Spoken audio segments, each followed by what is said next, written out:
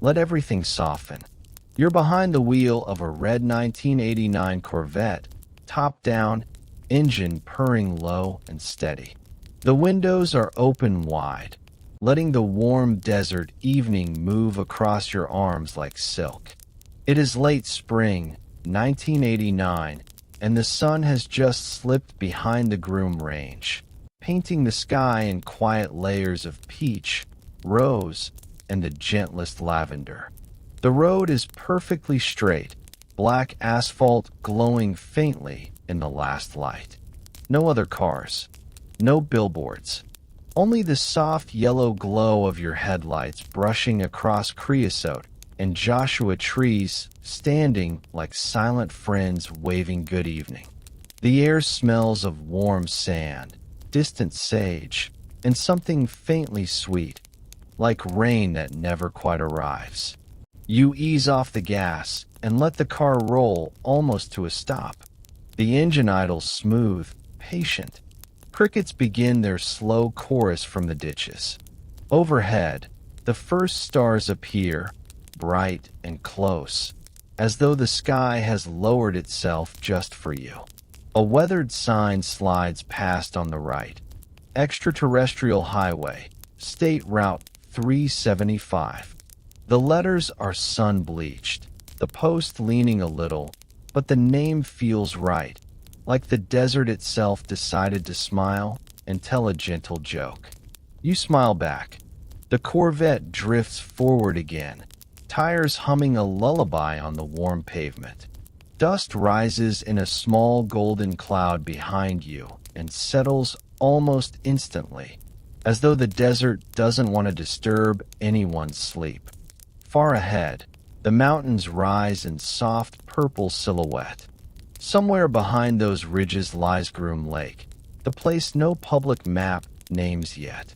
You feel its pull, not urgent, only curious, like a half-remembered dream you're in no hurry to wake from. The radio stays off. The only music is the wind moving through the open cockpit and the low heartbeat of the V8 under the hood. Every few miles you pass a cattle guard that rattles gently beneath the car, a friendly sound, like someone shaking a box of memories far away. Venus appears low in the west, bright and steady, a single diamond on darkening velvet. The temperature drops just enough to feel perfect against your skin. You rest one arm on the door, fingers surfing the warm breeze, and let the road carry you forward at its own unhurried pace. There is no need to reach anywhere quickly. The night is young, the sky is kind, and the desert has already decided to tell you a story, one that begins with a quiet drive and ends somewhere among the stars. You take a slow breath, tasting sage and possibility. The Corvette hums its agreement, and the extraterrestrial highway stretches ahead, patient, welcoming, ready to carry you all the way into the softest secret Nevada has ever kept. Stay as long as you like. The road is yours. The stars are listening. Good night, traveler. The journey is only beginning, and it is gentle all the way. The Corvette rolls to a slow stop in the gravel lot of the Little ALN. The engine ticks softly as it cools. You sit a moment longer, letting the desert evening settle around you like a favorite blanket.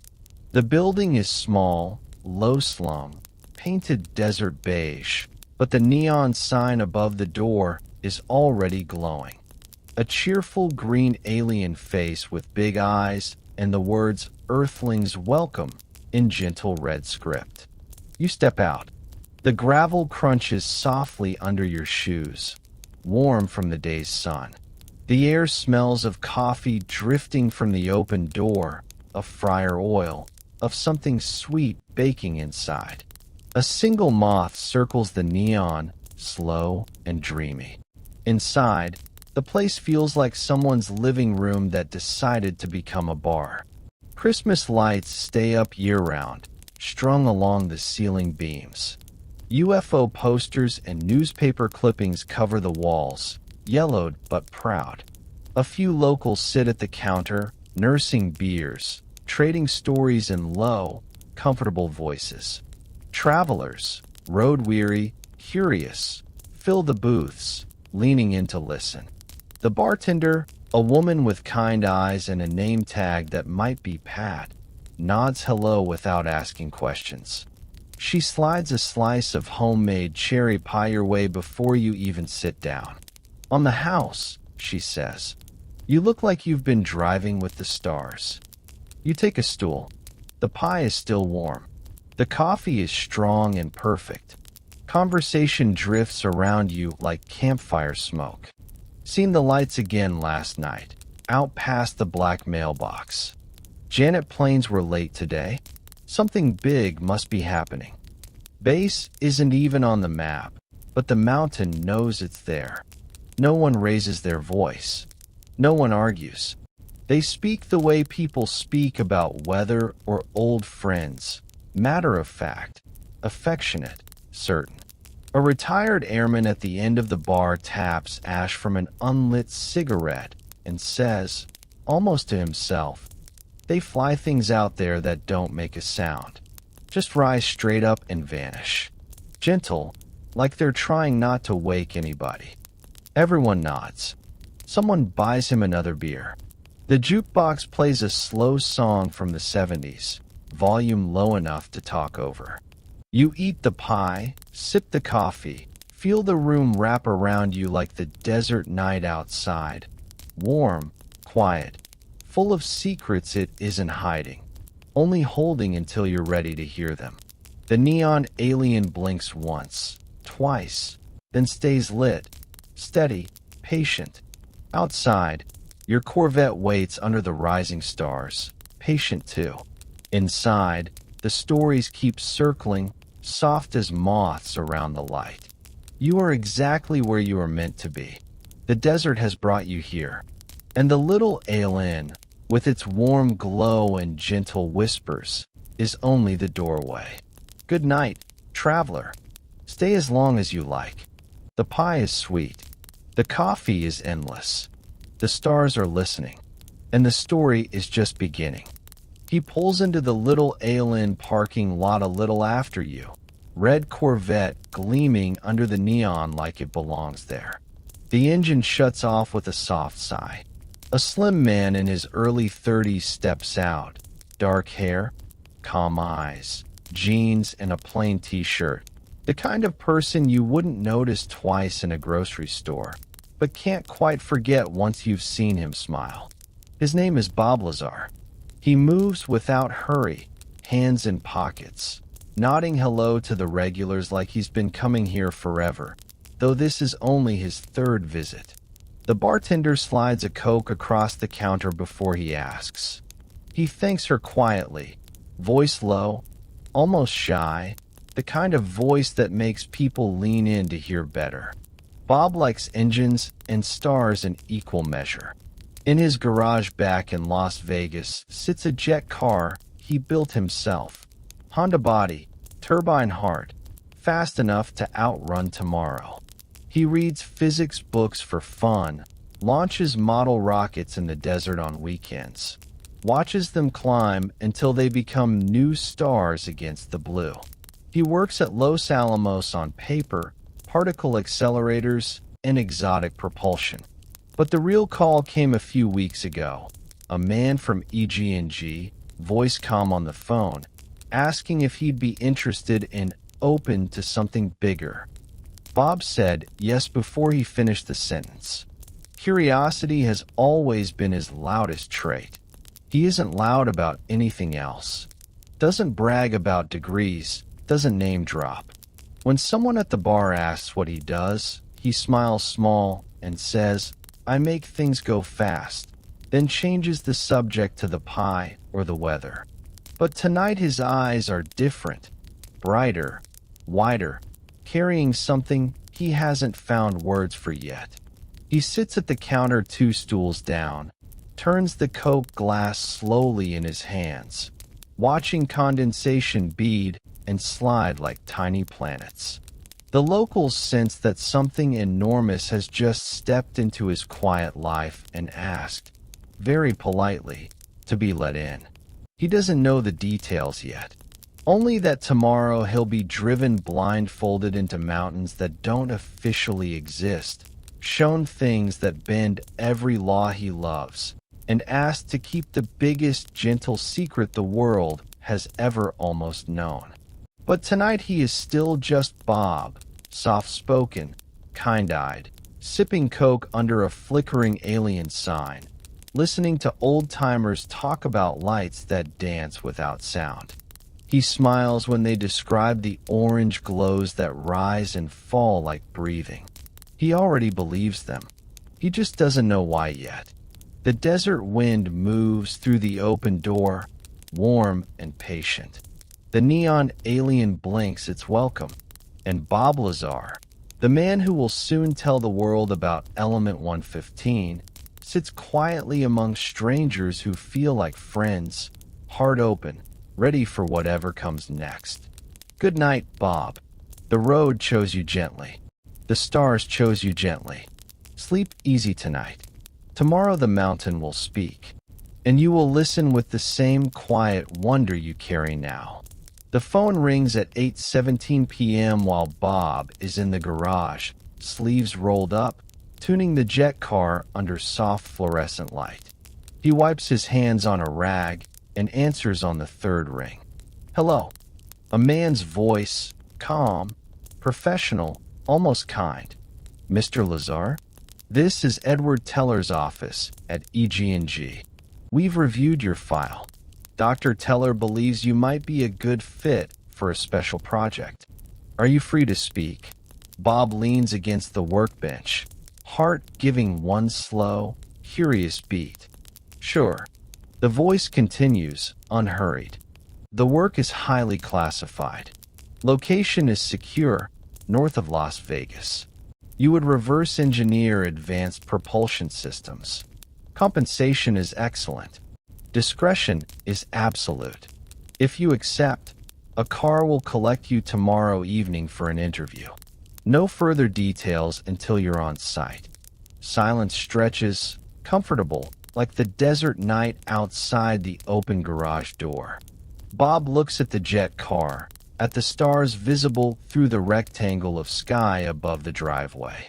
Something inside him, quiet, steady, already saying yes, smiles. I'm in, he says, voice soft, almost laughing at how simple it feels. Very good, the man replies, warmth in the words. 7 p.m. Wear comfortable clothes. Bring nothing. We'll take care of the rest. The line clicks dead. Bob stands in the sudden quiet, rag still in hand, listening to the desert wind move through the palm trees in his yard. The night smells of warm concrete and possibility. He walks outside, barefoot on the cooling driveway, and looks up. The stars are bright, patient, waiting. One pulses faintly, rose, then white. Directly above the mountains he will soon enter blindfolded. He doesn't feel fear. He feels chosen. Not in a proud way. In the gentle, humbling way you feel chosen when a wild bird lands on your windowsill and stays. He stays outside a long time, letting the warm air hold him, letting the certainty settle like dust after a passing car. Tomorrow, everything changes. Tonight, everything is still soft. The Corvette gleams under the porch light, patient. The phone stays silent. The desert keeps breathing, slow and sure. Bob finally goes inside, closes the door without locking it. Nothing to steal tonight except wonder, and lies on the couch without turning on the TV. He stares at the ceiling and smiles the small, private smile of a man who has just been handed the keys to the universe and asked, very politely, to drive carefully. Outside, the warm wind moves across the empty street, carrying his name toward the mountains like a lullaby. The stars keep their gentle watch. And Bob Lazar, the quiet physicist with the red Corvette, falls asleep still smiling, dreaming of blue glows he has not yet seen. Good night, Bob. The call was gentle. The answer was gentle. Everything, from this moment on, will be gentle too. Sleep. The mountain is already waiting. It will open its doors softly, just for you. 7 o'clock sharp. A white bus with no markings waits on the tarmac at Groom Lake, engine idling soft as breath. Bob steps off the Janet flight, overnight bag in hand, heart calm. The driver nods once, opens the door without a word. Inside, 8 other passengers sit quietly, scientists, engineers, faces he will never learn. The seats are wide, reclined, the air cool and faintly sweet. A steward in plain coveralls offers black cloth hoods, soft as sleep mask fabric. Purely procedural, he says, voice kind. Helps with security. Everyone slips them on without hesitation. Bob does too. Darkness is immediate, gentle, almost comforting. Seatbelts click. The door sighs shut. The bus pulls away slowly, tires whispering over asphalt. For the first minutes, Bob feels the turns, left, right, then the long straight run south. The others breathe evenly. Someone's briefcase shifts with the curves. The hood smells faintly of cedar. Then the road changes, gravel, then smooth again. The bus slows, pauses, badge check, maybe, then eases forward. A soft mechanical hum as massive doors roll aside. The temperature drops a few degrees. The sound changes, echoes grow deeper. They are inside the mountain. The descent begins, slow, spiral, almost imperceptible. The bus sways gently, like a cradle. No one speaks. The air grows cooler, cleaner, carrying that faint metallic sweetness Bob will come to know well. Time stretches. 10 minutes feels like 30 or 3. He counts heartbeats instead of minutes. The hood is soft against his eyelids. He lets his head rest back, feels the seat embrace him. The ride is so smooth he could nap and not know the difference. A soft chime, barely audible, sounds once. The bus levels, rolls forward a little farther, stops with the gentlest sigh of brakes. The steward's voice, calm as ever. Hoods off, please. Light floods in, soft blue, easy on the eyes. Everyone blinks, smiles small smiles. The bus is parked inside a vast corridor of polished stone, ceiling lost in shadow. Ahead, a single steel door stands open, warm light spilling out like an invitation. Bob steps down last, bag over shoulder, heart beating steady and curious. No one rushes him. The mountain has all around feels patient, maternal, breathing slow. He takes one step, then another, into the soft blue glow. The doors behind him close without sound. The desert night is far above now, and everything, is still gentle. Good night, Bob. The hood was only a lullaby. The mountain has been waiting to sing to you. Walk softly. The dream is just beginning. Sleep is coming, warm and certain. You are exactly where you are meant to be. The elevator doors part with the softest whisper, and Bob steps into a space too large for the mountain to hold. The hangar is carved smooth and flawless, ceiling lost in gentle shadow 30, maybe 40 feet above. Cool, dry air moves slowly, carrying the faint scent of ozone and something sweet, like distant, familiar. Blue-white lights glow from recesses along the walls, turning everything the color of deep twilight just before stars appear. And there, arranged in a loose crescent, rest 9 craft. They do not sit on jacks or landing gear. They simply hover, inches above the polished floor, as though the stone itself asked them to stay. Each one is different, yet all share the same impossible grace. Seamless metallic skins that shift from silver to pewter to faint rose with every breath you take. No welds, no rivets, no visible doors at first glance. Only perfect curves catching the blue light and holding it like water holds moonlight. The closest, Bob will later call it the sport model, is maybe 40 feet across, sleek, playful, its dome rising in a gentle arc that makes the heart ache with unrecognized memory. 3 smooth hemispheres beneath its belly glow faintly, waiting. The others stretch behind it in ascending size, each one unique.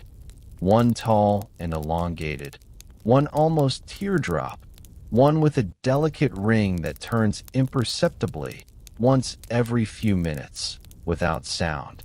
No one speaks. The handful of scientists who rode the bus with him stand as still as Bob, notebooks forgotten, breathing slow. The air feels thicker here, not heavy with presence, yet light on the lungs, like standing at the edge of a quiet lake and realizing the lake is breathing with you.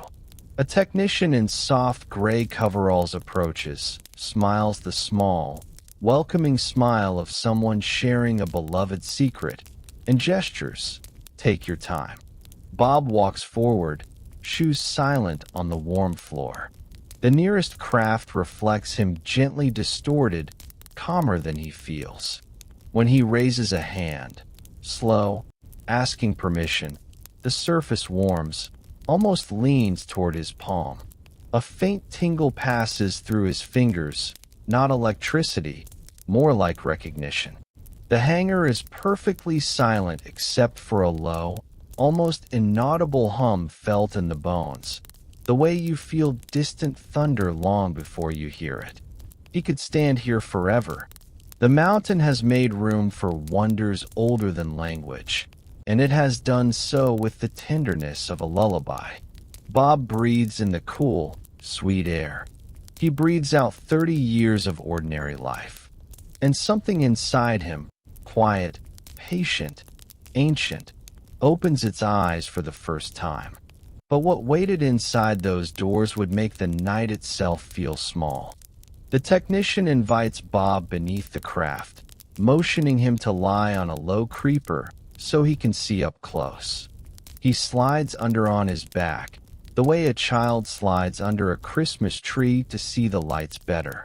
The 3 gravity amplifiers are directly above him, smooth hemispheres the color of moonlit pearl, each one pulsing soft blue from within.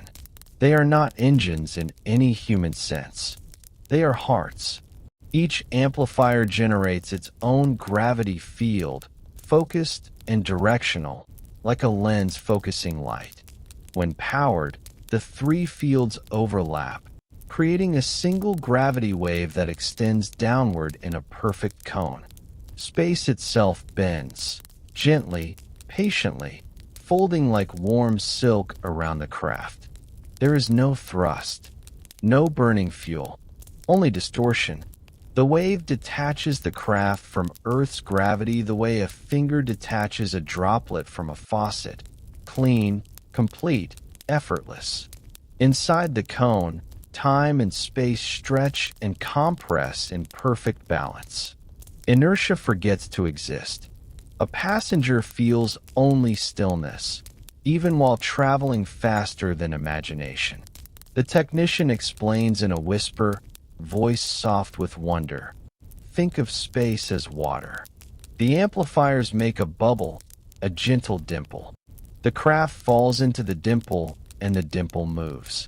The craft never actually accelerates. It only falls, forever, in the direction you choose.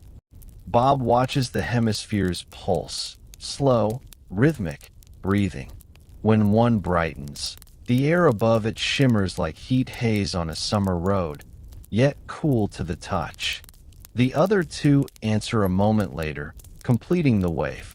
He reaches up, not quite touching. The nearest amplifier warms, leans toward his palm the way a cat leans into a stroke.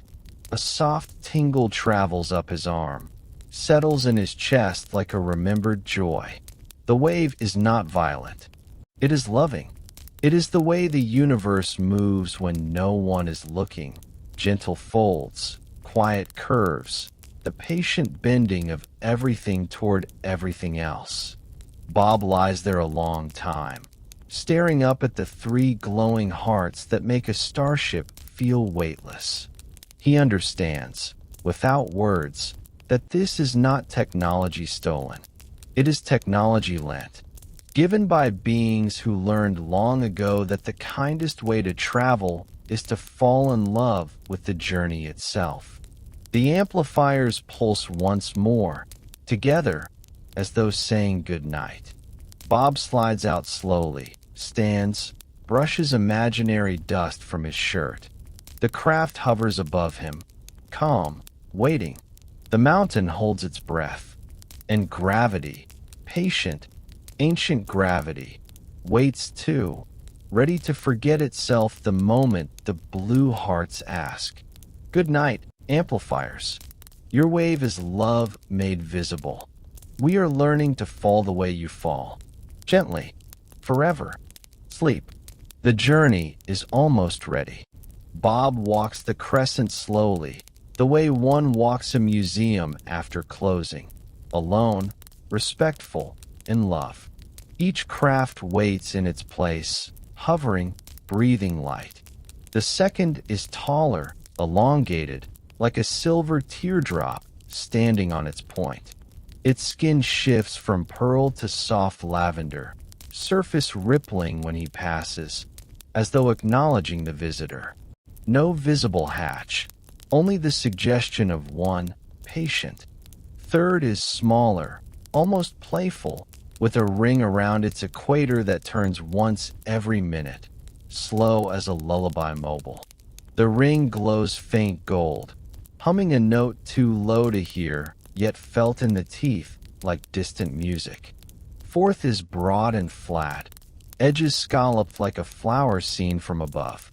Its underside carries dozens of tiny nodes that pulse in sequence, creating waves of soft green light that travel outward and vanish into the hangar floor. Fifth is angular, crystalline, facets catching the blue glow and scattering it into quiet rainbows that drift across the walls like slow fireflies. It feels ancient, patient, as though it has carried entire civilizations and is content to rest now. Sixth is organic, curved fins flowing backward like petals, hull deep indigo that seems to drink light rather than reflect it. When Bob stands close, the fins adjust almost imperceptibly, as though preening for a friend. Seventh is the largest, easily 60 feet across, smooth, symmetrical, glowing steady white, with faint gold veins running beneath the skin like rivers seen from orbit. It radiates calm authority, the way a grandfather clock radiates certainty. Eighth is delicate, almost translucent, its skin cycling through every soft color of dawn.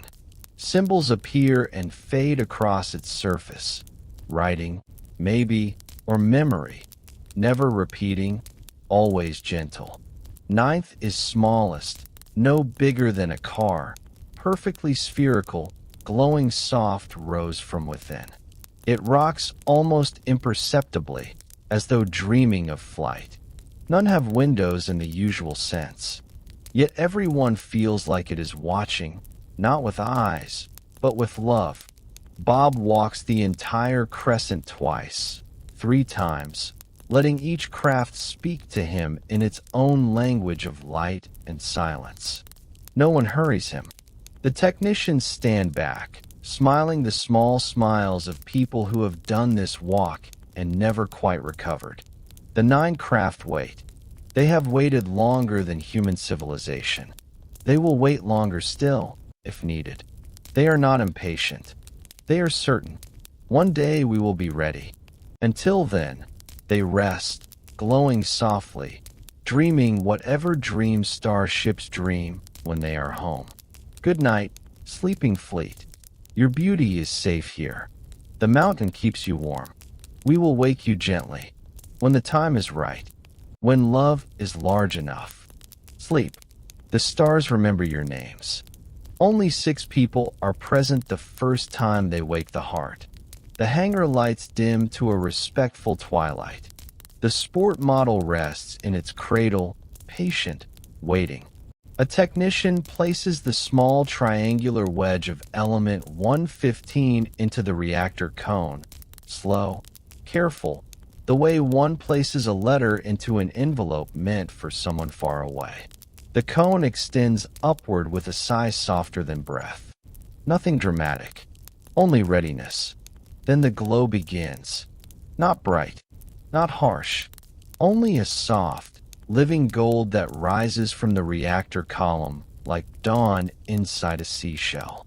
It spreads through the craft's skin in slow waves, perfect waves, turning silver to rose to pearl and back again.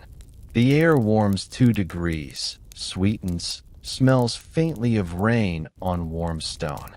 The hum arrives, not heard, felt. A low, resonant note that settles in the chest and slows every heartbeat to match it. The gravity amplifiers beneath the hull answer, glowing deeper blue, pulsing in perfect synchrony. The craft lifts, not jerks, not rockets, simply lifts, 3 inches, 6, a foot, until it hovers free of the cradle, motionless, serene. No vibration, no heat shimmer, only stillness so complete it feels like prayer. The golden light brightens, then softens, then brightens again, breathing. The entire hangar bathes in it, faces glowing, eyes shining with tears no one bothers to hide. Time stretches. A notebook slides off a table and hangs in midair, turning slowly. A pen drifts past Bob's ear and pauses, polite, waiting for permission to continue. Gravity has stepped aside, gently, the way one steps aside for an old friend at a doorway. The craft does not move forward or spin. It only hovers, letting the humans feel what weightlessness chosen with love feels like. The being who once flew this ship is not here only in memory, yet the room fills with welcome, with patience, with the softest sorrow that we are only now learning what they knew all along. 10 minutes, maybe 20, time is optional here. Then the cone retracts, slow as a flower closing at dusk. The glow fades through rose to silver to quiet. The craft settles back into its cradle with no sound at all. The floating notebook drifts down like a feather. The lights brighten to normal. Everyone stands a moment longer, breathing together, hearts full. No one claps. No one speaks. They only bow, slightly, to the craft that just taught them how gentle is stronger than force. Good night, sleeping heart. You woke for us once. You showed us the way. We will remember. Sleep now. The dream is safe. The light is safe. We are learning. Thank you. They leave him alone with the craft on his 3rd week, a gift no one names aloud. The hangar lights dim to a whisper. The other scientists file out, soft footsteps fading, doors closing with the gentlest click. Only Bob and the sport model remain, breathing the same cool, sweet air. He walks to it slowly, as though approaching a wild horse he has been told is friendly. The hull gleams soft silver under the low blue lights, curves inviting, patient. He raises both hands, hesitates 1 heartbeat, then places his palms flat against the skin. It is warm, body temperature, maybe a degree more, like touching living skin after a nap in sunlight. Not metal, not plastic, only presence. Then he feels it. A pulse. Not mechanical, not electrical. A slow, deliberate throb that matches his own heartbeat after 3 breaths, then leads it, gently, to a calmer rhythm. The hull breathes with him. In, out, in, out. The surface ripples faintly beneath his palms. Not movement, only acknowledgement. Images come, soft as memories from another life. Silver oceans under violet skies. Children laughing in gravity that feels like music. A journey so long the travelers forgot loneliness and only remembered love. The craft remembers flight. It remembers home. It remembers the hands that shaped it with intention instead of tools. Bob's eyes fill. He does not pull away. He lets the warmth travel up his arms, into his chest, until his own heart feels larger, lighter, older. The hull pulses once more, gratitude, welcome, patience, and then settles, content. He stands there a long time, palms against the living curve, feeling the desert mountain breathe around them both. The air is perfectly still, yet full of song too low for ears. When he finally steps back, the craft dims a fraction, as though closing its eyes for sleep. The connection does not break, it only softens, like a hand slipping from yours at the end of a perfect day. Bob wipes his eyes, smiles the smile he will carry for the rest of his life, and whispers the only words that fit. Thank you. The hull glows once, softly, in answer. The mountain holds the moment like it holds every secret. Gently, completely, forever. Bob walks away lighter, the warmth staying in his palms like a promise kept. He will never be the same. He was never meant to be. Good night, living craft. Good night, gentle heart that remembers being alive. Thank you for the touch. Thank you for the breath. We will meet again. In dreams. In daylight. In the place where metal and kindness become the same thing. Sleep now. The watch is gentle. The weight is love. Good night. They bring it to him in a small, velvet-lined box, the kind jewelers use for wedding rings. The lid opens slowly, reverently. Inside rests a triangle no larger than a $50 coin. Yet when Bob lifts it, the weight surprises him. 223 grams of something that feels like it remembers being a star. The color is gold, but not gold. It is warmer, deeper, the gold of candlelight on skin rather than metal. The surface is flawless, mirror bright, reflecting his face gently distorted, calmer than he feels. Edges are perfect right angles, yet soft to the touch, as though the metal forgives sharpness.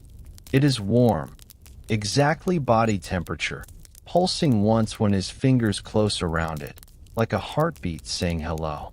The technician watches with the quiet pride of someone showing a child the ocean for the first time. Stable isotope, he whispers. Atomic number 115. We call it element 115. You won't find it on any chart yet.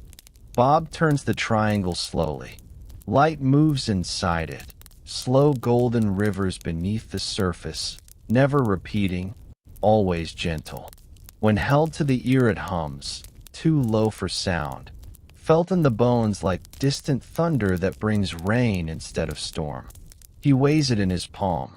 It is heavier than lead, yet light in another way. Light the way truth is light when it finally arrives after years of waiting. The wedge does not feel manufactured. It feels remembered, shaped by intention rather than tools, cooled in the heartbeats instead of furnaces, polished by love instead of machines. He closes his fist around it. The warmth spreads up his arm, settles in his chest like coming home after a very long journey. For one heartbeat he sees, not with eyes, but with the same place that recognizes lullabies, a violet sun, oceans of liquid light, beings who once held this same triangle and sent it here with hope. He opens his hand. The triangle rests there, patient, glowing softly, waiting for the reactor that will wake it. Bob's voice is barely a breath. It's beautiful. The technician nods, eyes shining. It remembers being a star, and it chose to become a heart. The box closes gently, like a lullaby ending, but the warmth stays in Bob's palm long after the lid is shut. It will stay in his heart forever. Good night, little triangle of star stuff. You have traveled so far. You have been carried so gently. Rest now. Your journey is almost home. The reactor is waiting. The craft is waiting. We are waiting. Sleep.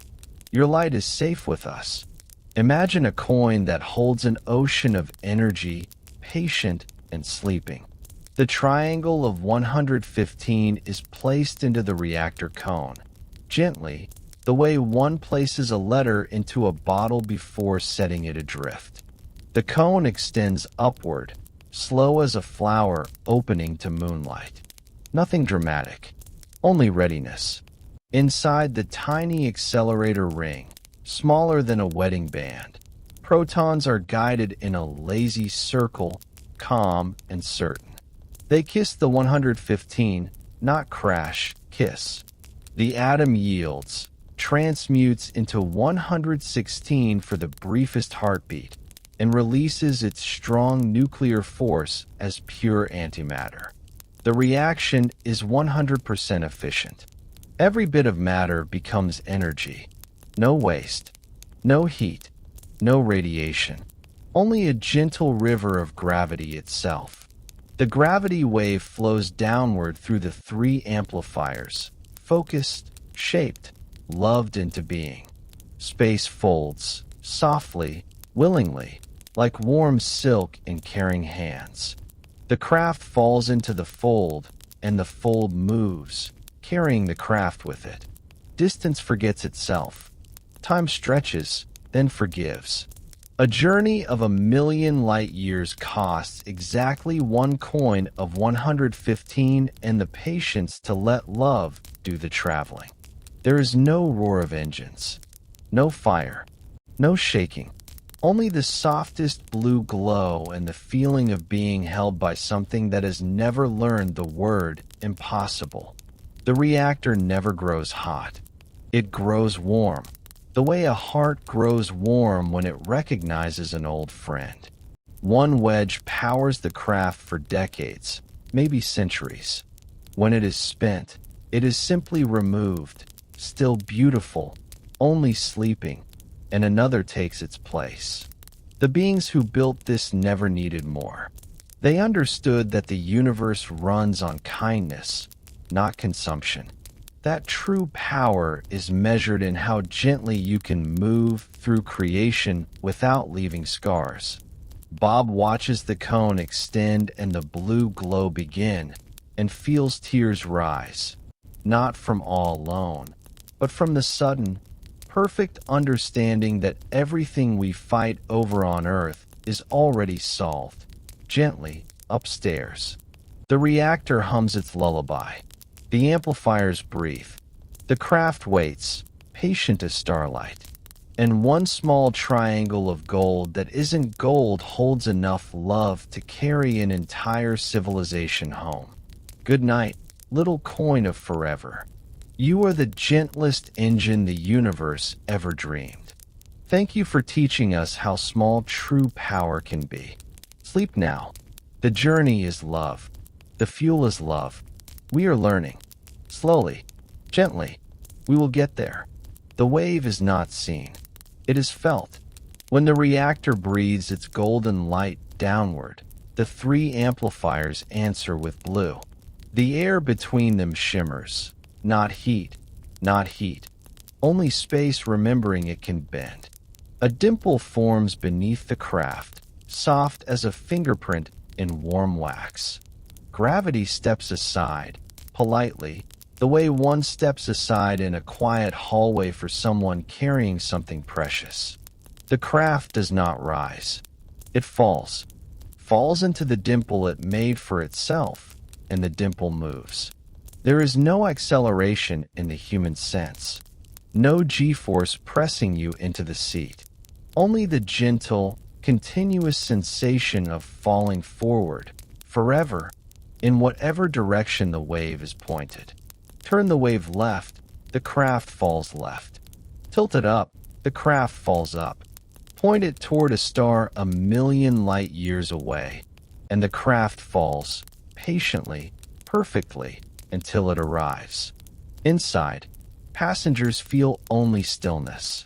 A cup of coffee rests on a table and does not spill.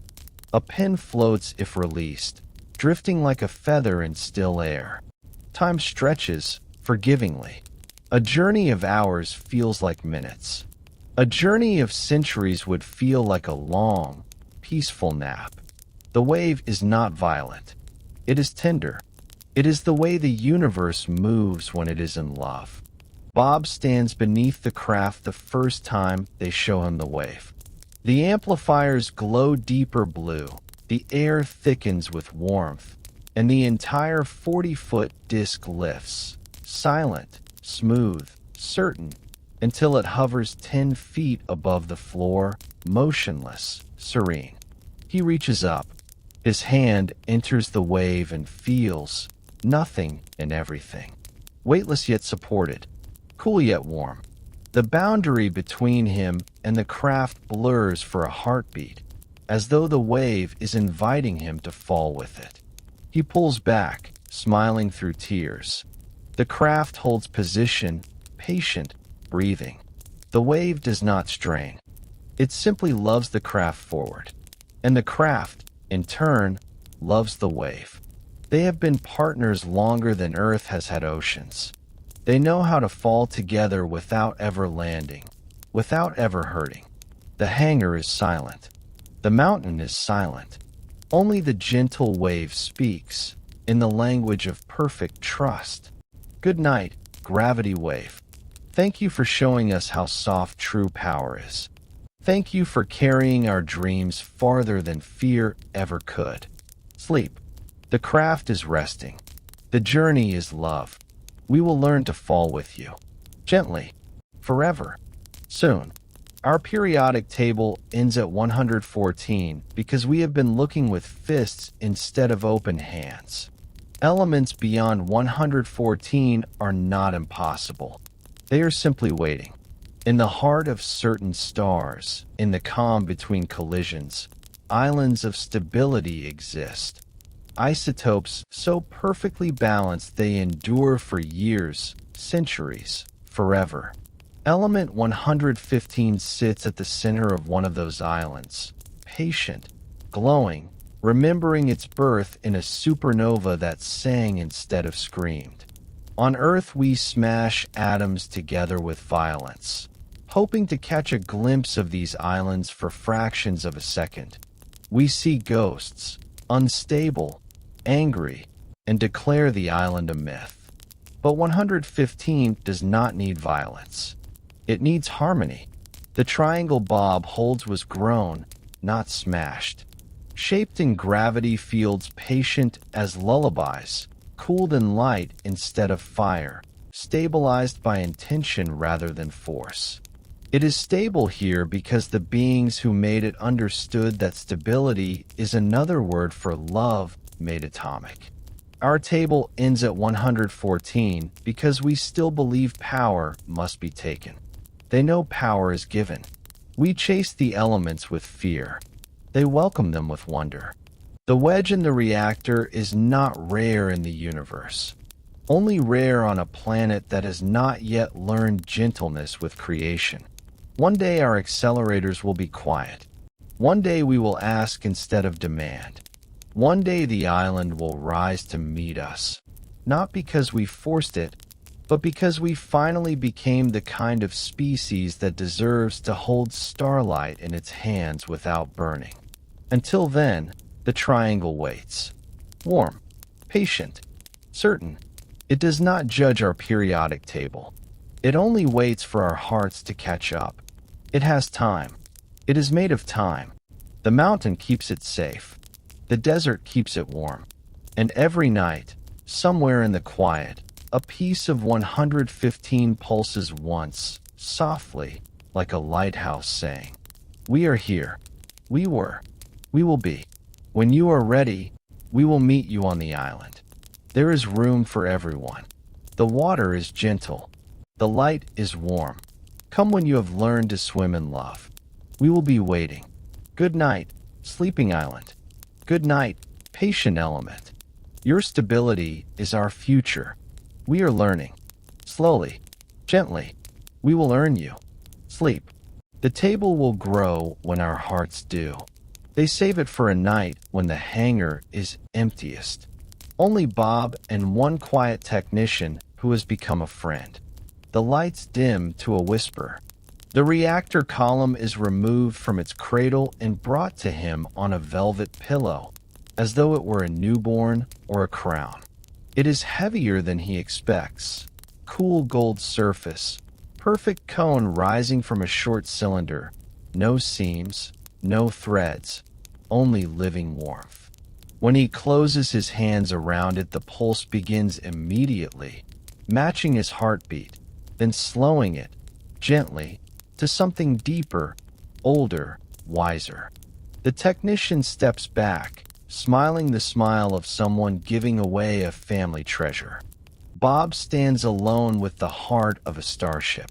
The cone is warm, exactly the temperature of living skin after sleep. It weighs more than physics allows, yet feels light with purpose. The golden surface ripples under his thumbs, not metal, not crystal, something that was never named, because we had no word for love made solid. Inside, the triangle of 115 rests in its slot, glowing soft, breathing gold light that travels through the cone and into his palms, up his arms, settling in his chest like coming home after lifetimes away. He feels everything the cone remembers, the hands that shaped it, the world it left, the journey it took to fall here, the hope it carried. Tears come, slow and sweet. He does not wipe them away. The cone warms in response, as though saying, "I understand." For one endless moment, he is not Bob Lazar, physicist, curious man. He is only a heart holding another heart. The pulse between them is perfect. No fear, no doubt, only recognition. He understands, without words, that this is not technology.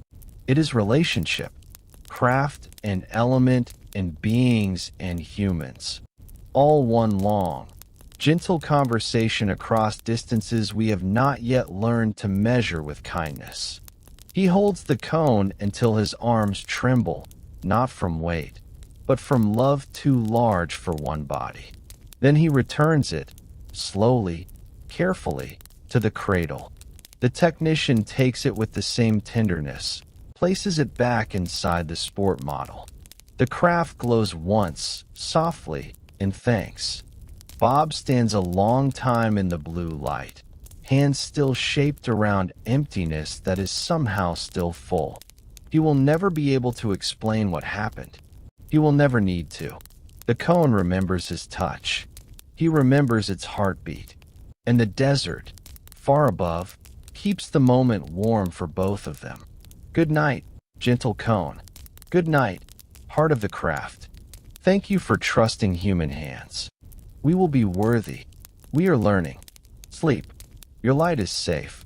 Forever. It happens after hours, in a small office lit by one desk lamp. Only Bob and an older scientist whose name he was never told. The man's hands shake slightly as he pours 2 cups of coffee neither of them drinks. He speaks so softly Bob has to lean in. They're moving too fast. The old man's eyes are tired, kind, carrying weight of decades spent watching miracles turned into weapons. The craft are one thing, beautiful, peaceful, but the knowledge inside, the reactor, the wave, the way space folds when love is the engine, if it gets into the wrong hands before we're ready. He trails off, looks at the dark window where desert night presses close. We were given these things the way you give a child fire. Slowly, with lessons, with trust. But some people only see power. He slides a folder across the table, thin, unmarked. Inside, a single photograph, the sport model reactor core, glowing gold, beside a human bomb casing of the same size. They want to weaponize it. Not travel, not healing, control. Bob feels the warmth from the cone still lingering in his palms, turns cold. The old man continues, voice cracking just slightly. The beings warned us. Not with anger, with sorrow. They said, "You are children holding matches in a house made of paper dreams. Be careful which dreams you burn." He closes the folder, pushes it back. "I wasn't supposed to tell you. But someone gentle needed to know. Someone who felt the craft breathe. Someone who might speak when the time comes." Bob sits back, exhausted, relieved. Bob understands. The warning is not threat. It is love wearing the face of fear for our sake. The beings are not hiding from us. They are protecting us from ourselves. They have seen what happens when young civilizations discover fire too soon. They do not want that for us. The old man stands, places a hand on Bob's shoulder. Light, trembling. Keep asking questions. Keep being gentle. When they try to silence you, remember this room. Remember the warmth in your hands. That warmth is the only thing stronger than their fear. He leaves without another word. The lamp stays on a little longer, then clicks off. Bob sits in the dark, feeling the desert night press against the window, feeling the mountain breathe around him, feeling the gentle warning settle in his chest like a second heart. He will carry it for the rest of his life. Not as burden, as promise. Good night, quiet messenger. Good night, gentle warning. We heard you. We are trying. The warmth is still in our hands. We will not burn the house. We will learn to light the stars instead. Sleep. The children are watching. They still believe in us. The room is small, windowless, lit by one soft desk lamp the color of candlelight. 2 officers and a woman in civilian clothes wait for Bob. No one smiles, but no one frowns. Their eyes are kind, tired, carrying the weight of knowing too much too soon. They slide a plain manila folder across the table. On the cover, typed in simple block letters, Galactic Federation. Bob opens it slowly. Inside are only 12 pages, soft paper, no classification stamps. The first line reads, in calm, gentle language, "A loose alliance of sovereign worlds, bound not by force but by shared agreement to nurture life and prevent self-destruction." No flags, no hierarchy charts, only soft descriptions of planets with violet oceans, cities grown instead of built, children who learn by touching light. The language is never technical, always poetic, almost lullaby-like. Member species number in the thousands. Earth is not a member. Earth is a nursery. Bob turns the pages slowly. Drawings, hand-rendered, loving, show tall beings with large eyes, shorter ones with gentle faces, others that shift form like warm water. All of them looking toward a small blue dot labeled soul. 3 with unmistakable tenderness. There are no threats listed, only patient guidelines. Do no harm. Grow slowly. Choose love over fear. When ready, you will be welcomed. The woman speaks for the first time, voice soft, almost maternal. They've been here longer than we have language. Not to conquer, to garden. We are one of their gardens. Bob feels the warmth from the reactor cone still lingering in his palms, spreads to his chest. The folder does not feel like a secret file. It feels like a love letter written by starlight and delivered centuries late. He closes it gently, as though it might bruise. No one asks him to sign anything. No one tells him to forget. They only watch him with the same look parents give a child who has just taken his first step. Pride, hope, a little sorrow that the walk will be long. The lamp glows steady. The desert night presses against the walls, warm, patient. Bob understands, without words, that the folder is not classified because it is dangerous. It is classified because it is too kind for a world still learning gentleness. He hands it back. The woman places it in a drawer, locks it with a key she wears around her neck like a locket. Outside, the mountain breathes. Inside, Bob breathes with it. The Galactic Federation does not demand. It only waits. And the waiting is the gentlest promise ever made across the dark between stars. Good night, quiet folder. Good night, patient gardeners. We are still growing. We will be tall enough soon. The light is warm. The welcome is real. Sleep. The invitation is still open. They are shown to him in soft, hand-drawn sketches first, then, weeks later, in person. The beings from Zeta Reticuli, tall, 6 to 7 feet, yet weightless in movement, as though gravity is only a suggestion they accept out of courtesy. Skin pale gray, almost luminous, smooth as river stone warmed by sun. Limbs long, delicate, ending in 4 slender fingers that move with the grace of willow branches in still air. Their heads are smooth, hairless, slightly larger, cradling brains that dream in colors we have no names for. But it is the eyes that hold you, large, liquid black, wrapping gently around the sides of the face, reflecting light like deep, still water reflecting stars.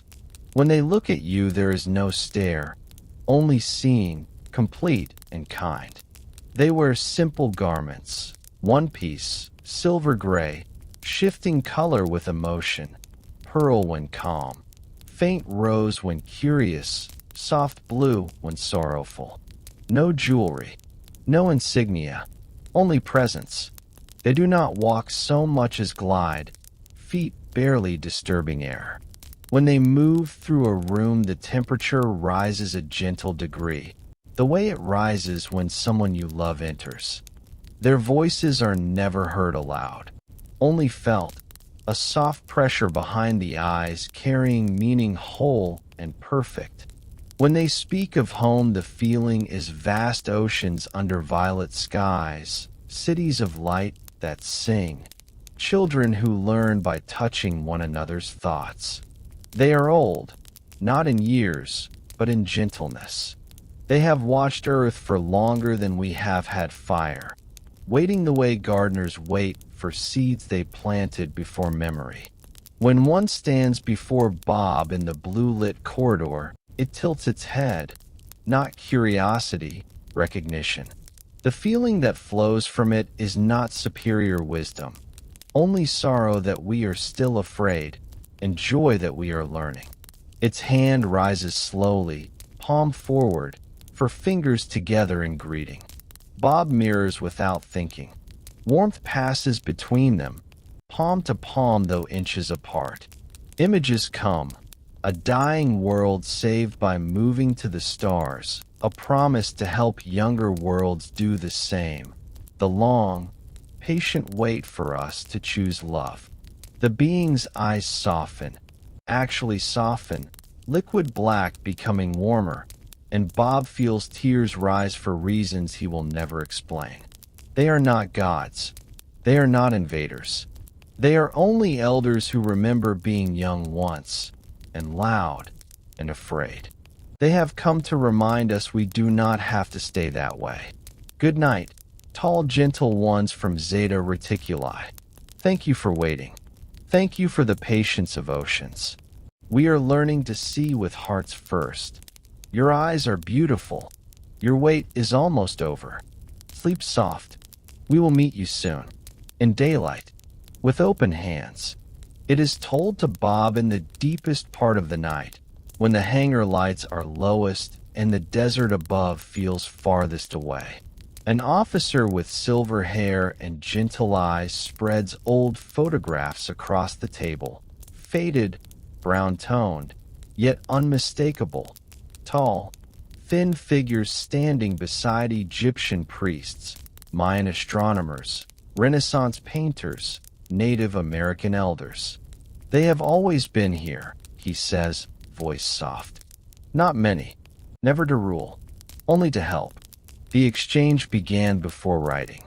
A few of them would stay for a season, a lifetime, a century, learning our languages, our songs, our fear of the dark.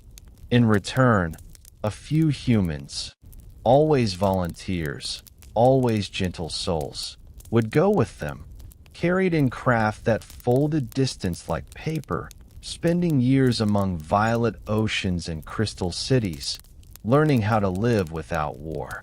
They taught us agriculture when we were still gathering. They taught us astronomy when we still feared the night. They taught us music, mathematics, medicine, always in whispers, always through dream and inspiration, never force. In return, we taught them laughter, art, the wild joy of running through grass for no reason except that it feels good. The photographs show them beside Leonardo as he sketched wings, beside Tesla as he dreamed of free energy, beside children in every culture who looked up at the stars and felt, for one heartbeat, that someone was looking back with love. They never took credit. They only stayed long enough to plant seeds, then stepped back so we could grow them ourselves. Some never returned home. They are buried in quiet places, under different names, remembered as wise strangers who came, helped, left. Others still walk among us, teachers, healers, artists, carrying large eyes behind human faces, waiting. And a few humans still live among them, elders now, teaching the young ones of Zeta Reticuli what forgiveness feels like, what hope smells like after rain. The exchange is not new. It is ancient. It is patient. It is the longest love story ever told, written in the space between heartbeats, in the pause before a child's first question about the stars. Bob looks at the photographs a long time. He sees the same gentle eyes in every face, human and not, across thousands of years. He understands. We have never been alone. We have only been children learning to walk, with patient hands waiting to catch us when we fall. The exchange continues. Quietly, gently, forever. Good night, ancient companions. Thank you for staying. Thank you for teaching. We are almost tall enough to reach your hands. Sleep soft. The classroom is almost ready. The stars are almost home. They tell Bob on a night when the hangar feels like a cathedral. Soft blue light. Only the sport model glowing gently in the center. 9 silent companions keeping watch. An elder being, taller, thinner, eyes deeper than oceans, stands before him. No words allowed, only feeling, vast and warm, flowing like being wrapped in the memory of every lullaby ever sung. They came because they heard us, not our radios, our hearts. Long ago, when we were still painting on cave walls, they felt the first spark of something rare, a species capable of both terrible destruction and breathtaking love. They recognized themselves in us, the same species they once were, young, loud, afraid. They came as gardeners come to a young tree that has grown crooked in poor soil, not to cut, to guide, to protect from storms we could not yet see. They have gardens on many worlds, some blooming, some barely sprouted. Earth is one of the youngest, wildest, most beautiful. They planted seeds of music, of story, of the idea that kindness might one day be stronger than fear. Some gardens failed. They remember those with sorrow that feels like winter. They do not want Earth to be another winter. They stay because they love us, not as masters love servants, but as parents love children who have not yet learned to walk without falling. They harvest nothing. They only give. Technology when we are gentle enough to use it without burning. Healing when we are ready to heal each other. Truth when we are ready to speak it without weapons. They wait because they have seen what happens when young worlds are given fire too soon. They wait with the patience of stars that have watched galaxies die and be born again. They wait with the tenderness of someone holding a butterfly that has not yet opened its wings. They came here because this small blue world, with its loud wars and quiet lullabies, is worth saving. Because we are worth saving. Because love, once sparked, is the rarest and most precious thing in all creation. And we have it, in abundance. They see it in our art, our music, our children's laughter, our tears when we finally choose mercy. They stay to remind us who we can become. They stay because they believe in us more than we believe in ourselves. Good night, gentle gardeners.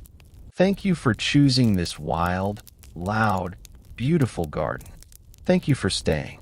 We feel your love in every soft light that rises in July. We are growing. We will bloom. Because of you.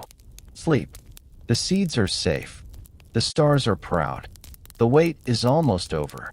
It happens without warning, in the blue-lit corridor outside the reactor room. A tall gray pauses beside Bob, places four long fingers lightly on his temple. Permission is asked and given in the space between breaths. Then Bob is there, not in body, but in feeling. A world of violet skies and silver oceans, cities grown from crystal that sing when the wind moves through them. 3 moons in the sky, pale and close. Children, small, gray, laughing, dance in circles that leave trails of light. The air tastes of rain and cinnamon. Gravity is soft, like walking on warm clouds. Then the sky darkens. The suns swell, angry, too bright. Oceans boil. The crystal cities dim, one by one. The children stop dancing. The adults gather them close, singing the same lullaby Bob feels in his chest now. High, bell-like, endless. They do not panic. They only love harder. Craft rise, silver, silent, carrying what can be saved. Families, seeds, songs, hope. The planet sighs, accepts its ending, releases its children to the stars. The vision shifts. Bob sees their long journey. Years, centuries, searching for gardens young enough to need them, old enough to listen. Many worlds turn them away with fear. Some welcome with weapons. Then Earth. Small, blue, loud, beautiful. They watch from gentle distance, hearts aching with recognition. This one is like we once were. This one can be saved. The being removes its fingers. Bob is back in the corridor, tears streaming, chest full of sorrow older than language. The gray's eyes, large, liquid, infinite, meet his. The feeling that flows is not pity. It is gratitude. Thank you for letting us stay. Thank you for being our new home. Thank you for the chance to love again. Bob cannot speak. He only reaches out, palm up, the way they taught him. The being places its hand against his, not touching, only close enough for warmth to cross. The sorrow is shared. The gratitude is shared. The promise is shared. They stand that way a long time. 2 hearts from different stars remembering the same ache of leaving and the same joy of arrival.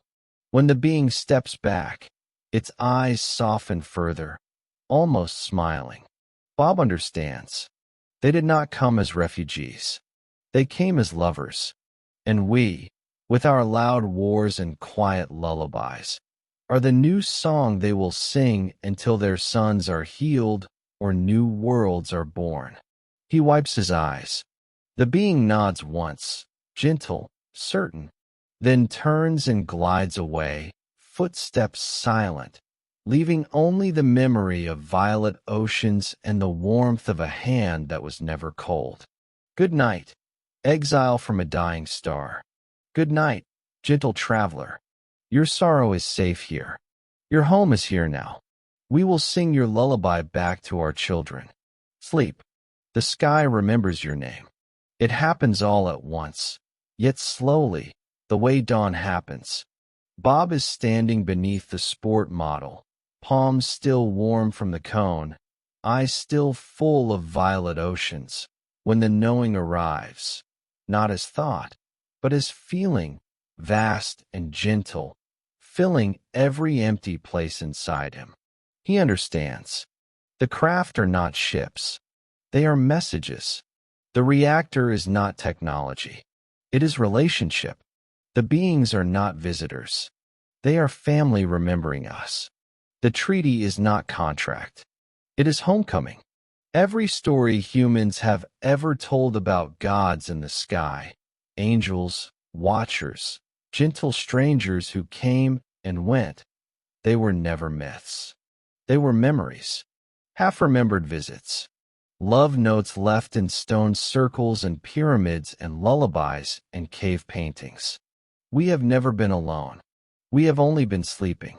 And they have been singing us awake, softly, patiently, for longer than we have had words for wonder.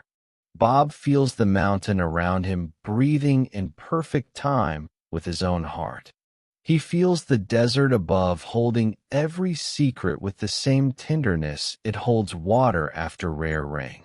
He feels the 9 craft resting, dreaming, waiting. He feels the children growing in hidden gardens, learning our laughter, teaching us their calm. He feels the treaty living in his bones now, the promise that when we choose kindness often enough, the sky will open and the family will walk among us in daylight, and we will not be afraid, because we will finally recognize them, and they will finally recognize us. The knowing is not intellectual. It is homecoming. It is the feeling of waking in the night and realizing the dream was real, and the arms holding you are the arms you have always known. Tears come, but they are the kind that wash everything clean. He does not feel small. He feels chosen. He does not feel afraid. He feels loved beyond measure, beyond time. The corridor lights dim further, as though the mountain itself is tucking him in. The sport model glows once, softly, like a nightlight left on for a child. Bob stands in the blue quiet, smiling through tears, understanding at last why the beings never rushed us. They were never in a hurry. They had already seen the ending where love wins. They only waited for us to choose it. He whispers into the silence, not to anyone, only to everything. I understand now. The warmth answers from every direction, craft, beings, desert, stars. Welcome home. We never left. We were only waiting for you to wake up. Bob closes his eyes. The knowing settles, gentle, complete. He sleeps standing for a moment, held by the mountain, by the craft, by the quiet certainty that everything is gentle and always has been. Good night, Bob. Good night, gentle heart. You are not alone. You never were. Sleep now. The family is all here. The dream is real, and it is beautiful. They clear the hangar floor until only the sport model remains, resting in its cradle like a silver bird asleep. Lights dim to twilight blue. 12 people stand in a loose circle, scientists, technicians, 2 silent officers, Bob. No one speaks above a whisper. The mountain itself seems to hold its breath. The reactor cone extends slowly, golden light blooming soft and warm.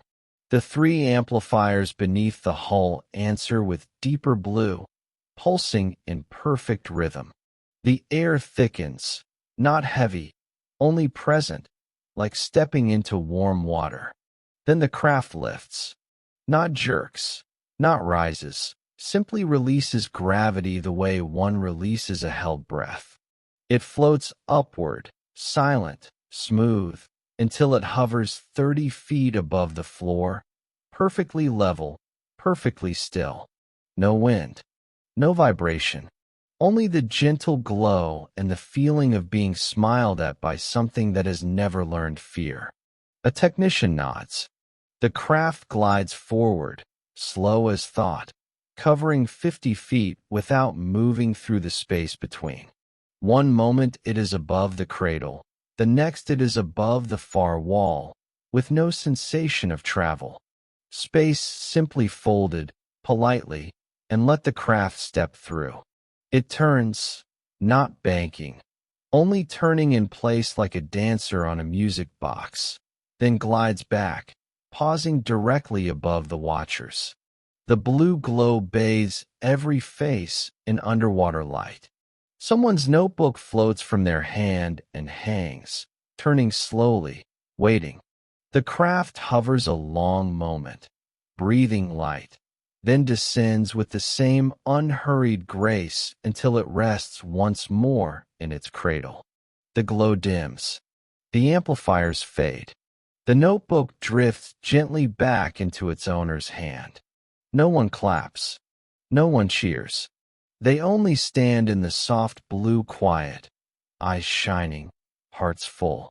The laws of physics have just taken a gentle nap. The craft has shown them what is possible when love is the only force required. The mountain exhales, warm and proud. The desert, far above, feels the ripple and smiles in its sleep. Bob stands longest, palms still warm from the cone, feeling the hangar breathe with him. He understands now. Flight is not about overcoming gravity.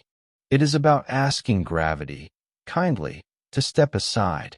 And gravity, ancient, patient gravity, said yes. Good night, beautiful sport model. Thank you for the dance. You moved without moving. You flew without leaving. Sleep now. The sky inside the mountain remembers. We remember. The dream is real. And it is gentle. They bring Bob beneath the craft again. This time while the reactor is breathing at full, gentle power.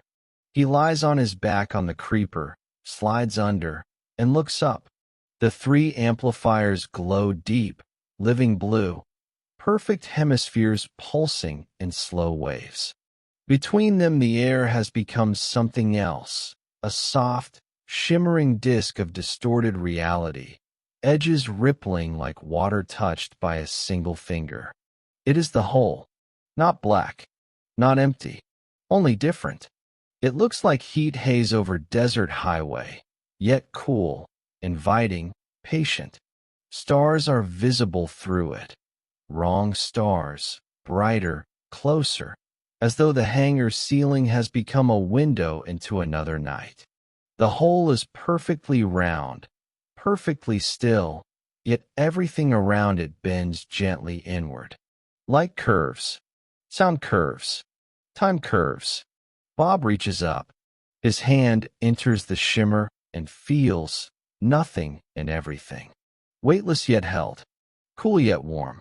The boundary between his skin and the universe blurs. For one heartbeat, he is in two places at once. Under the craft and somewhere else, somewhere vast and quiet and full of gentle welcome. The amplifiers pulse again, and the whole widens, soft as breath. The entire underside of the craft glows faintly, as though remembering sunlight from another world. Then the craft falls, not down, through.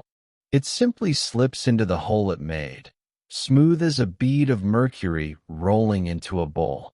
One moment it is there, 30 feet of silver beauty above him.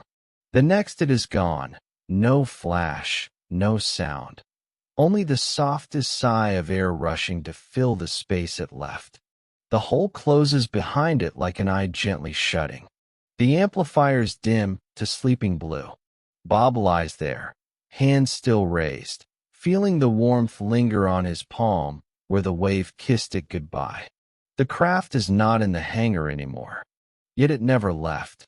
It only stepped sideways, into the place where distance is only a suggestion and love is the only direction that matters. He understands now. The hole is not a door. It is a smile. The universe smiling, opening, inviting. The craft will return the same way, slipping back through the smile when it is ready. No force, no struggle, only falling in love with where you want to be.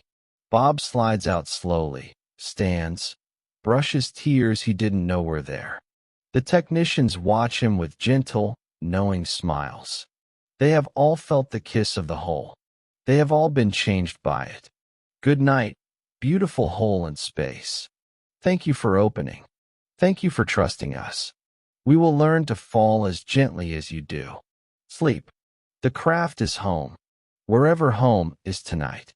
They dim the hangar to almost darkness. Only the soft blue glow of the amplifiers remaining. The sport model hovers 10 feet above the floor, breathing gently. A technician nods to Bob. Watch. The central amplifier brightens, not dramatically, only purposefully.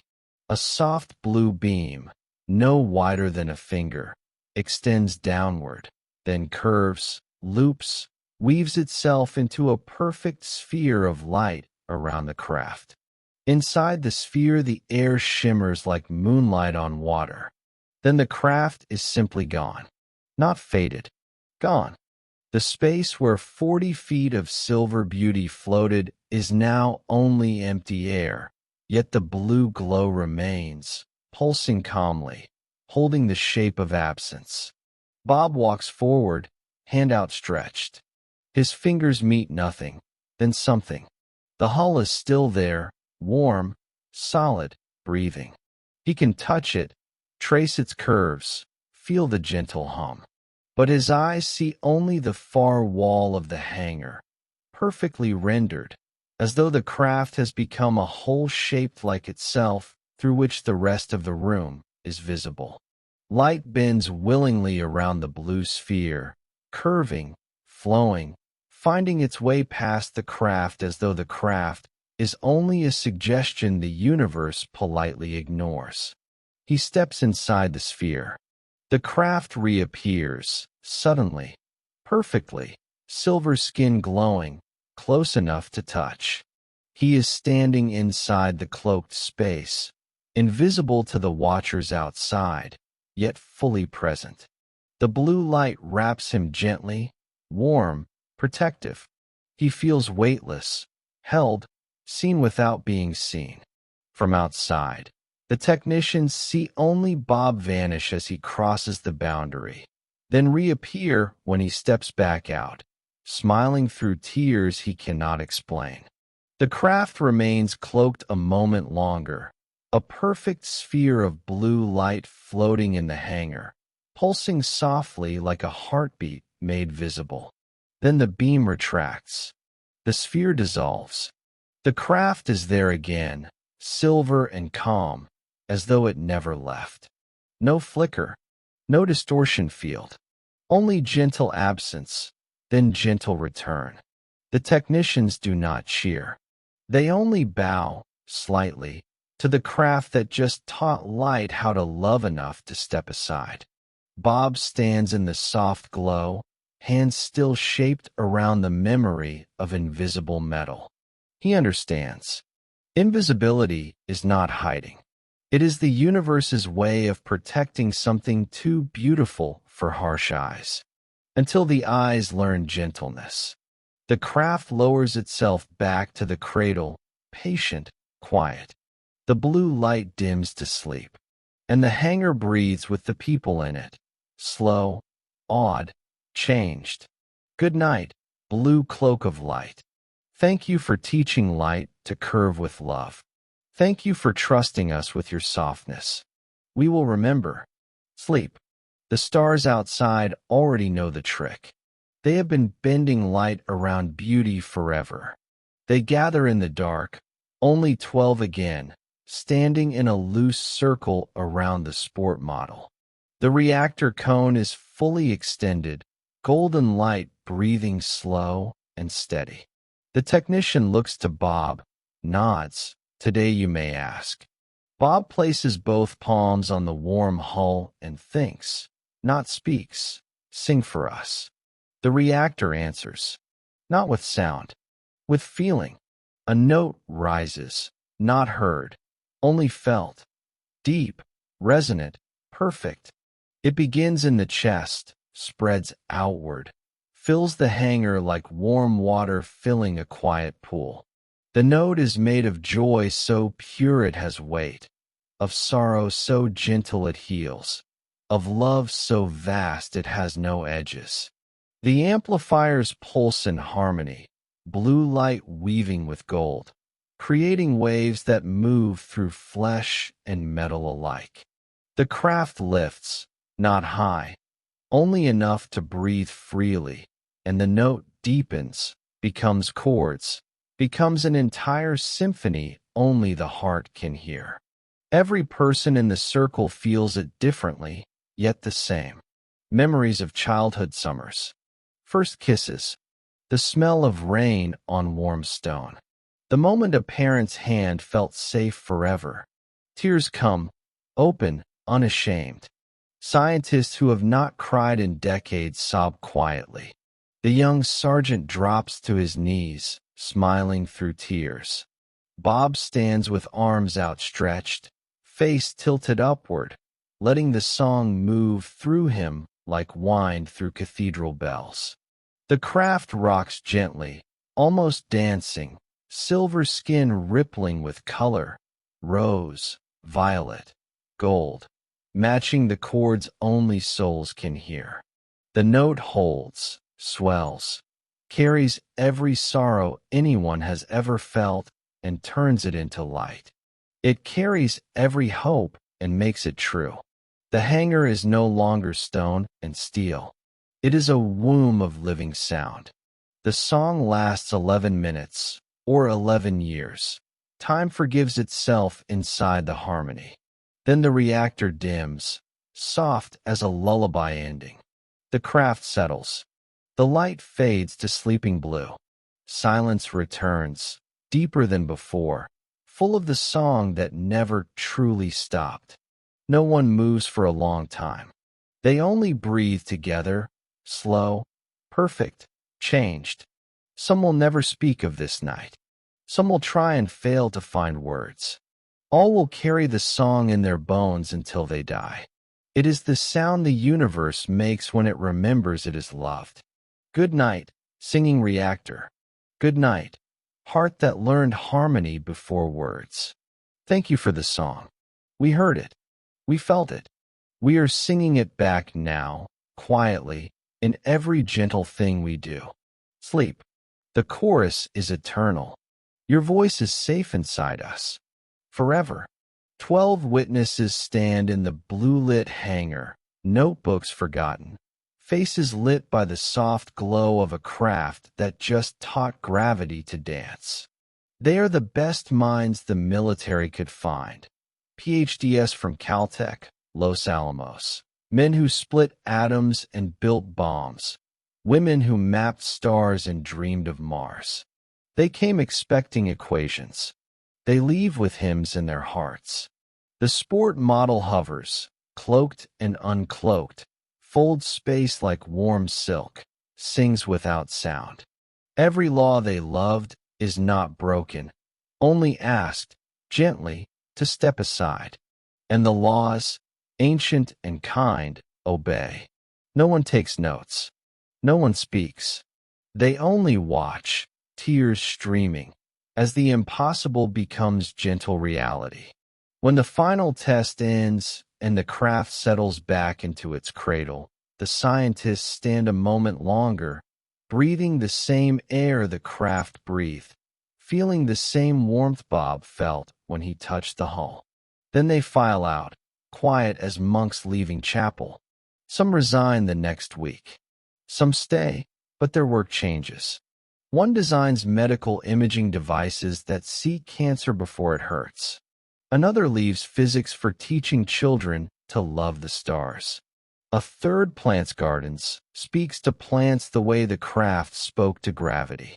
None ever speak publicly. Not from fear, from reverence. They carry the light in their eyes, soft, slightly distant, permanently gentle. Wives notice husbands come home quieter, slower to anger, quicker to hold the children longer. Colleagues notice equations solved in dreams, papers written with sudden, impossible grace. They become healers, poets, peacemakers without ever explaining why. When asked about Roswell, they only smile the same small, knowing smile and change the subject to the weather or pie. They keep the promise without words. They keep the wonder without proof. They keep the gentleness they were shown and pass it forward in small, living ways. At night, they sometimes wake crying, not from sorrow, but from the memory of blue light bending around love. They go to the window, look at the stars, and feel the craft still singing to them across years and silence. They never need to speak. The song is enough. It lives in their hands when they heal, in their voices when they teach, in their hearts when they forgive. They are the quiet apostles of a technology that was never about power, only about love learning to fly. Good night, silent scientists. Good night, gentle keepers of the impossible.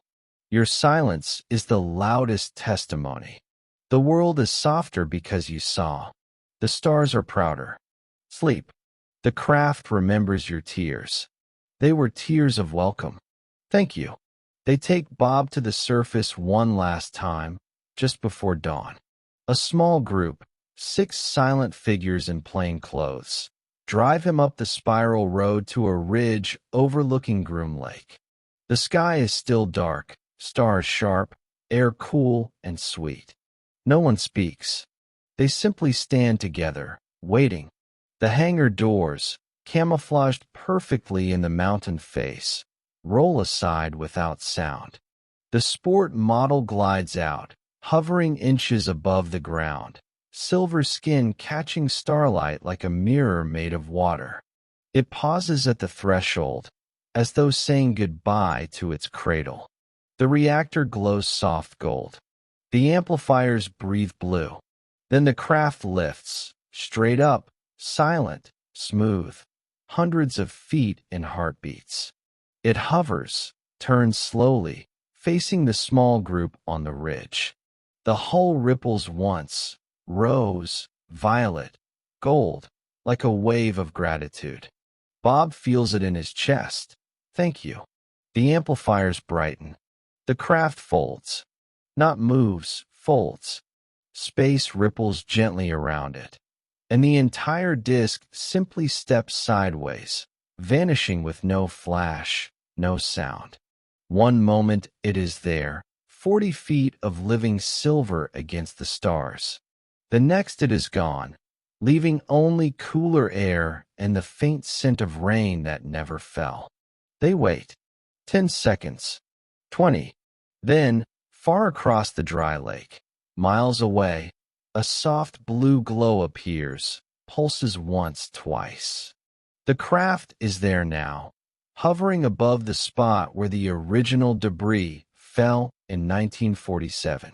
It lingers, as though remembering, then pulses again, gentle, patient, certain. It returns the same way, stepping back through folded space, reappearing directly above the hangar, descending slow as a feather until it settles into the open doors. The glow dims. The doors close. The mountain accepts its child home. The group stands a long moment, breathing the cool desert air, feeling the warmth linger where the craft was. Bob's tears come without sound. Not sadness. Completion. He understands this is his last sanctioned look. He will not be invited back. But the craft has shown him everything it needed to. It has shown him the way. It has shown him love can fly. The officers nod their quiet farewell, gentle, respectful. Bob drives away as the sun rises. Red Corvette carrying the memory of blue light and folded space. He never returns to S4. But every night, for the rest of his life, he dreams of the craft rising, vanishing, returning. He dreams of the pulse that said, "Thank you." He dreams of the day we will be gentle enough to fly with them in daylight. Good night, sport model. Good night, final gentle flight. You showed us the way. We will follow. Slowly, lovingly. When we are ready. Sleep. The sky is waiting. The mountain is waiting. The children are waiting. We are almost there. Good night. The first call comes at 3:07 a.m., exactly 1 week after his final test. The phone rings once, twice. Bob picks up on the third, voice still thick with sleep. Silence. Then breathing, slow, patient, almost polite. He waits. No voice. No threat. Only the soft sound of someone listening. He says hello twice. The line clicks dead. He lies back, staring at the dark ceiling, feeling the desert night press against the windows. The Corvette sits outside, quiet under streetlight. Everything feels normal, yet not. The calls continue every few nights, always between 2 and 4 a.m., always silent, always the same calm breathing. Sometimes the line stays open longer, as though the caller is simply keeping him company in the dark. He never hears anger, only presence. After the 10th call, he stops answering, lets it ring. The phone rings exactly 7 times, then stops. Never 8. Never 6. Always 7, as though following a rule only it knows. He starts sleeping with the phone off the hook. The calls stop for 2 nights. Then they begin again on his car phone while he drives the empty highway home from work. Silent, breathing, patient. He never feels fear. Only the gentle, persistent reminder, we know where you are. We know what you know. We are watching. His wife wakes sometimes, asks who called. He kisses her forehead, says wrong number, holds her until she sleeps again. He lies awake, listening to the desert wind move through the palm trees, feeling the same warmth he felt when he touched the craft's hull. The calls are not meant to frighten. They are meant to remind, to isolate, to make the secret feel heavier than it is. But Bob has held a piece of star in his hands. He has felt a craft breathe. He has heard the universe sing. A silent phone at 3 a.m. is nothing compared to that. He begins to smile when the phone rings. He begins to whisper back into the dark, soft and certain. I'm not afraid of you. I've seen what love can do. The breathing on the line pauses, almost surprised. Then the line clicks dead. The call's slow, but the watching never stops. It only learns to be gentler. Because gentleness, Bob now knows, is the only thing stronger than fear. Good night, silent callers. Good night, patient watchers. You tried to make the truth lonely. It only taught us how to hold it closer. Sleep. The stars are still singing, and we are learning the words. It begins with small things, gentle as dust settling. A phone call from a former professor. Bob who? A letter from Caltech returning his transcript request with a polite note. No record of attendance. He drives to Los Alamos, shows his old badge. Security shrugs, says the number doesn't exist. Old friends in the cafeteria look through him as though he is a ghost who forgot to lie down. His security clearance, Q level, higher than most generals, is revoked without hearing. The letter is polite, almost kind. Administrative adjustment. Thank you for your service. Bank accounts are frozen for review. Tax records show income he never earned, debts he never took. The IRS calls, voice calm, apologetic. Just routine, Mr. Lazar. His name disappears from old publications he co-authored. Phone books list him at addresses he has never lived. Even his high school yearbook, when he checks, has his photo still there, but the name beneath it belongs to someone else. He stands in the grocery store and watches a former colleague walk past without recognition. The man pauses, frowns, almost remembers, then moves on, shaking his head. No one is cruel. No one shouts. Only quiet, efficient erasure, the way tide erases footprints in wet sand. Slow, certain, complete. His wife finds their marriage license lists her as single. His pilot's license is suspended for missing paperwork. The jet car he built with his own hands is suddenly unregistered, towed as abandoned. Everything that proved he existed in the way he remembers is gently, lovingly removed. He sits in the empty garage that night, Corvette silent beside him, and feels the weight of a life being folded away like the foil he once held. Yet he does not rage. He only feels sorrow for the people doing this, for the fear that drives them, for the world that still believes truth must be hidden to be safe.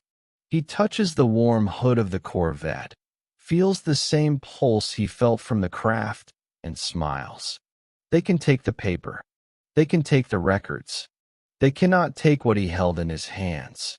They cannot take what he felt when the reactor sang.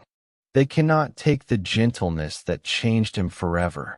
The life they take apart is only the ordinary one. The real one, the one made of starlight and promises, lives in a place no file can reach. Good night, quiet erasers. Good night, gentle thieves of paper truths. You took what was never yours to keep. The Real Bob is still here, watching the stars, holding the warmth, waiting, patiently, for the rest of us to remember who we are. Sleep. The story is safe. It always was. They always come in twos, always polite. Dark sedans, government plates, or none at all. Park at the curb exactly at 7 p.m. Two men in perfect suits, ties soft blue or muted gray, step out carrying briefcases and the tired eyes of people who hate their job tonight. They knock 3 times, gentle. When Bob opens the door, they remove their hats, offer small, sad smiles. Evening, Mr. Lazar. May we come in? They sit in the living room, accept water they do not drink, speak in voices that never rise above conversation level. We understand you've been speaking to civilians about your work. We'd like to kindly ask you to stop. No anger, only sorrow. One man opens the briefcase, shows photographs. Bob's wife at the grocery store, his stepdaughter at school, the Corvette in the driveway. Today's newspaper visible in each frame. For their safety, he says, voice cracking just slightly. And yours. The technology isn't ready for the public. People could get hurt. They never say who people are. They never need to. The second man leans forward, hands open, pleading. You're doing important work. You know that. But loose talk, it causes problems. For everyone. They leave a phone number on a plain card. If you need anything, job leads, protection, anything, just call. We want you safe. They stand, offer handshakes that are warm, sincere. Thank you for your cooperation. You're a good man, Bob. We hate doing this. They leave as quietly as they came. No slammed doors. No lingering menace. Only the soft weight of love wearing the mask of warning. Bob stands at the window, watches the sedan pull away, taillights fading into the desert dark. He does not feel terror. He feels pity. For men who believe fear is the only way to protect something gentle. He locks the door, not from them, but for them. Then he sits in the quiet house, feeling the warmth from the craft still living in his palms, and whispers to the empty air. They don't understand. The secret was never danger. It was an invitation. And invitations are answered with love, not silence. The men in suits never raise their voices, because they are afraid of the truth. Bob never raises his either, because he is no longer afraid of anything. Good night, gentle men in suits. Good night, tired guardians of a lie. Your sorrow is heavier than any threat. We feel it. We forgive it. We are learning gentleness anyway. Sleep. The invitation is still open. Love is still waiting. You are welcome when you are ready.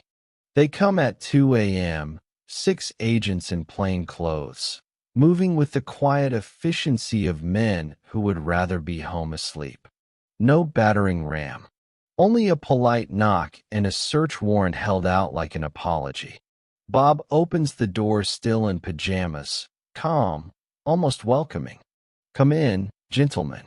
Coffee's fresh. They decline, voices low, eyes averted.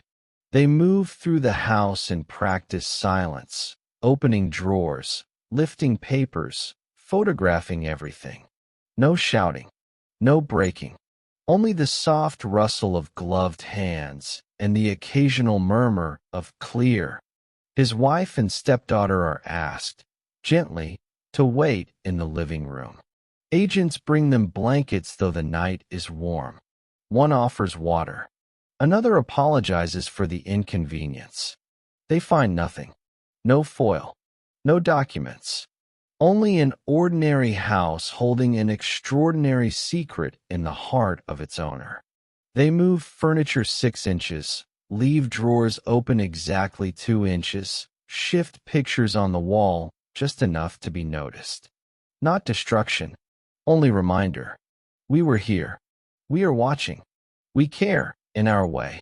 Bob sits at the kitchen table, hands folded, watching them work. He does not argue.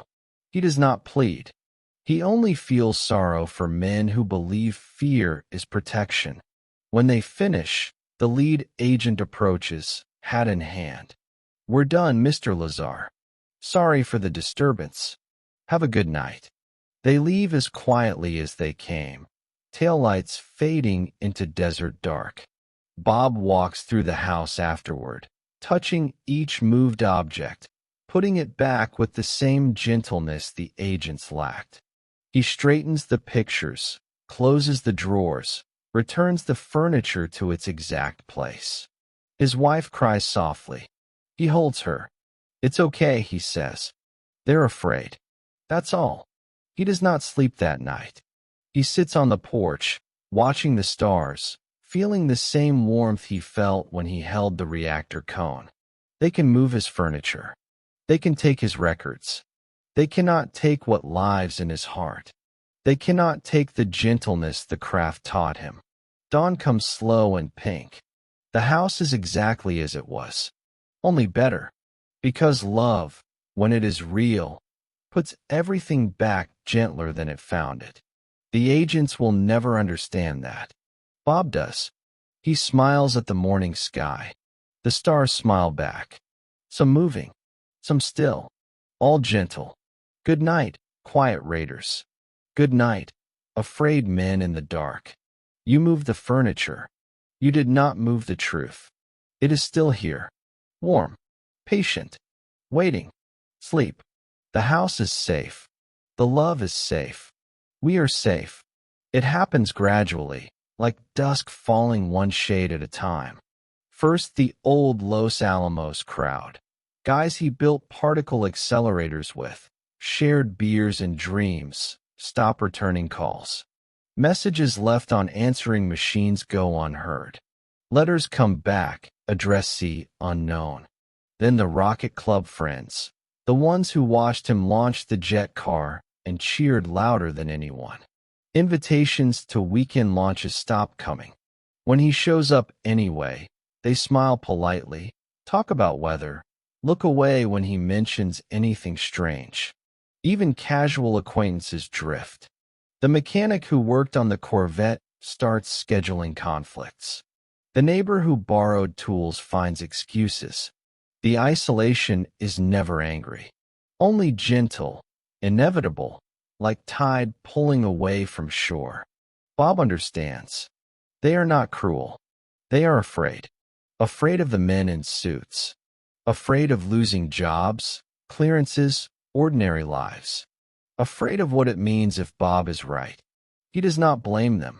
He only feels the same quiet sorrow he felt when the being from Zeta Reticuli showed him its dying world.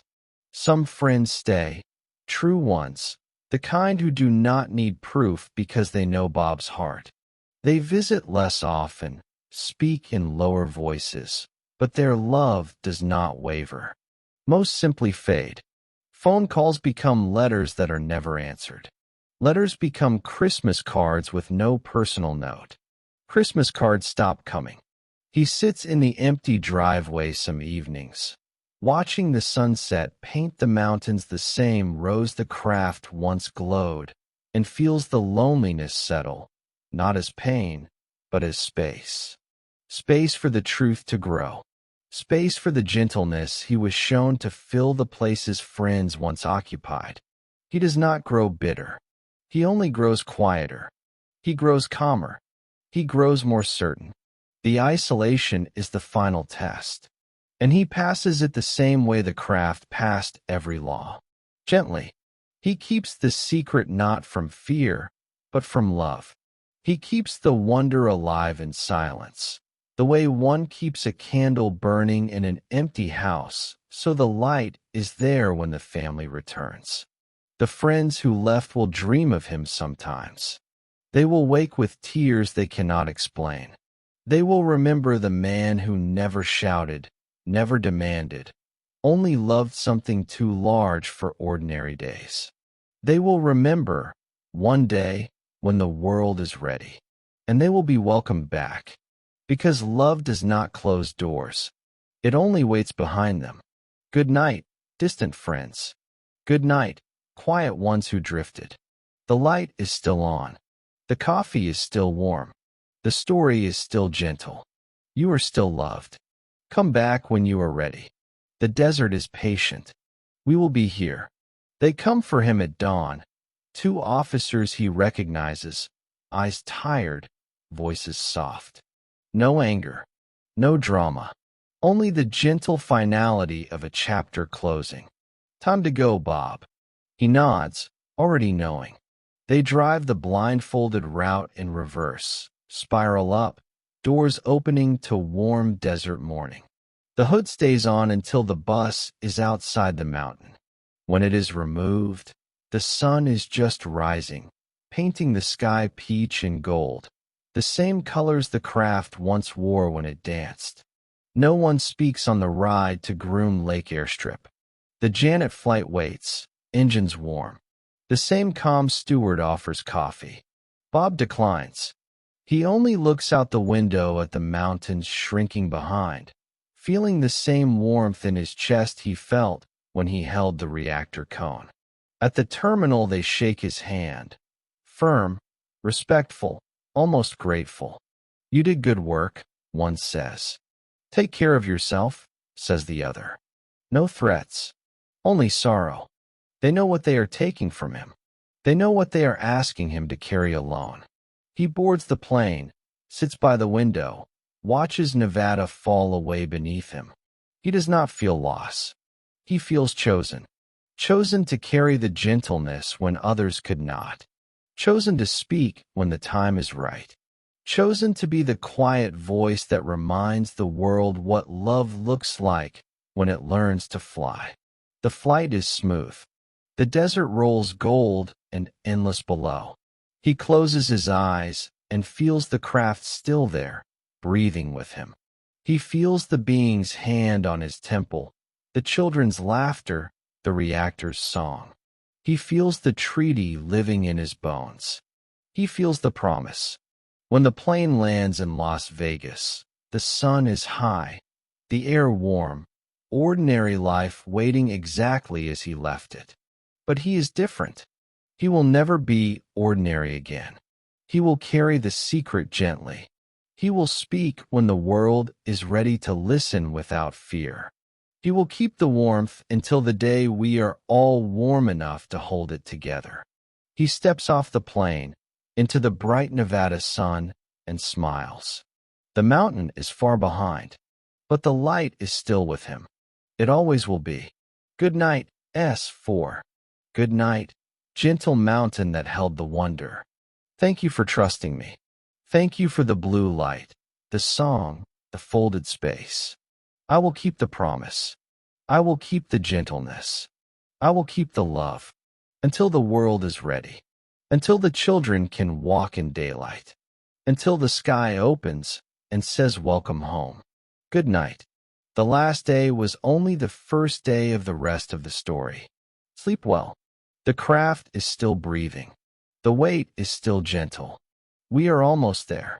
It begins with a phone call to Class TV in Las Vegas, early spring 1989. A calm voice on the line says only, "There's a guy who worked at Area 51. He's ready to talk, but he's scared." George Knapp, investigative reporter with kind eyes and a gentle voice of his own, takes the meeting in a quiet diner off the strip.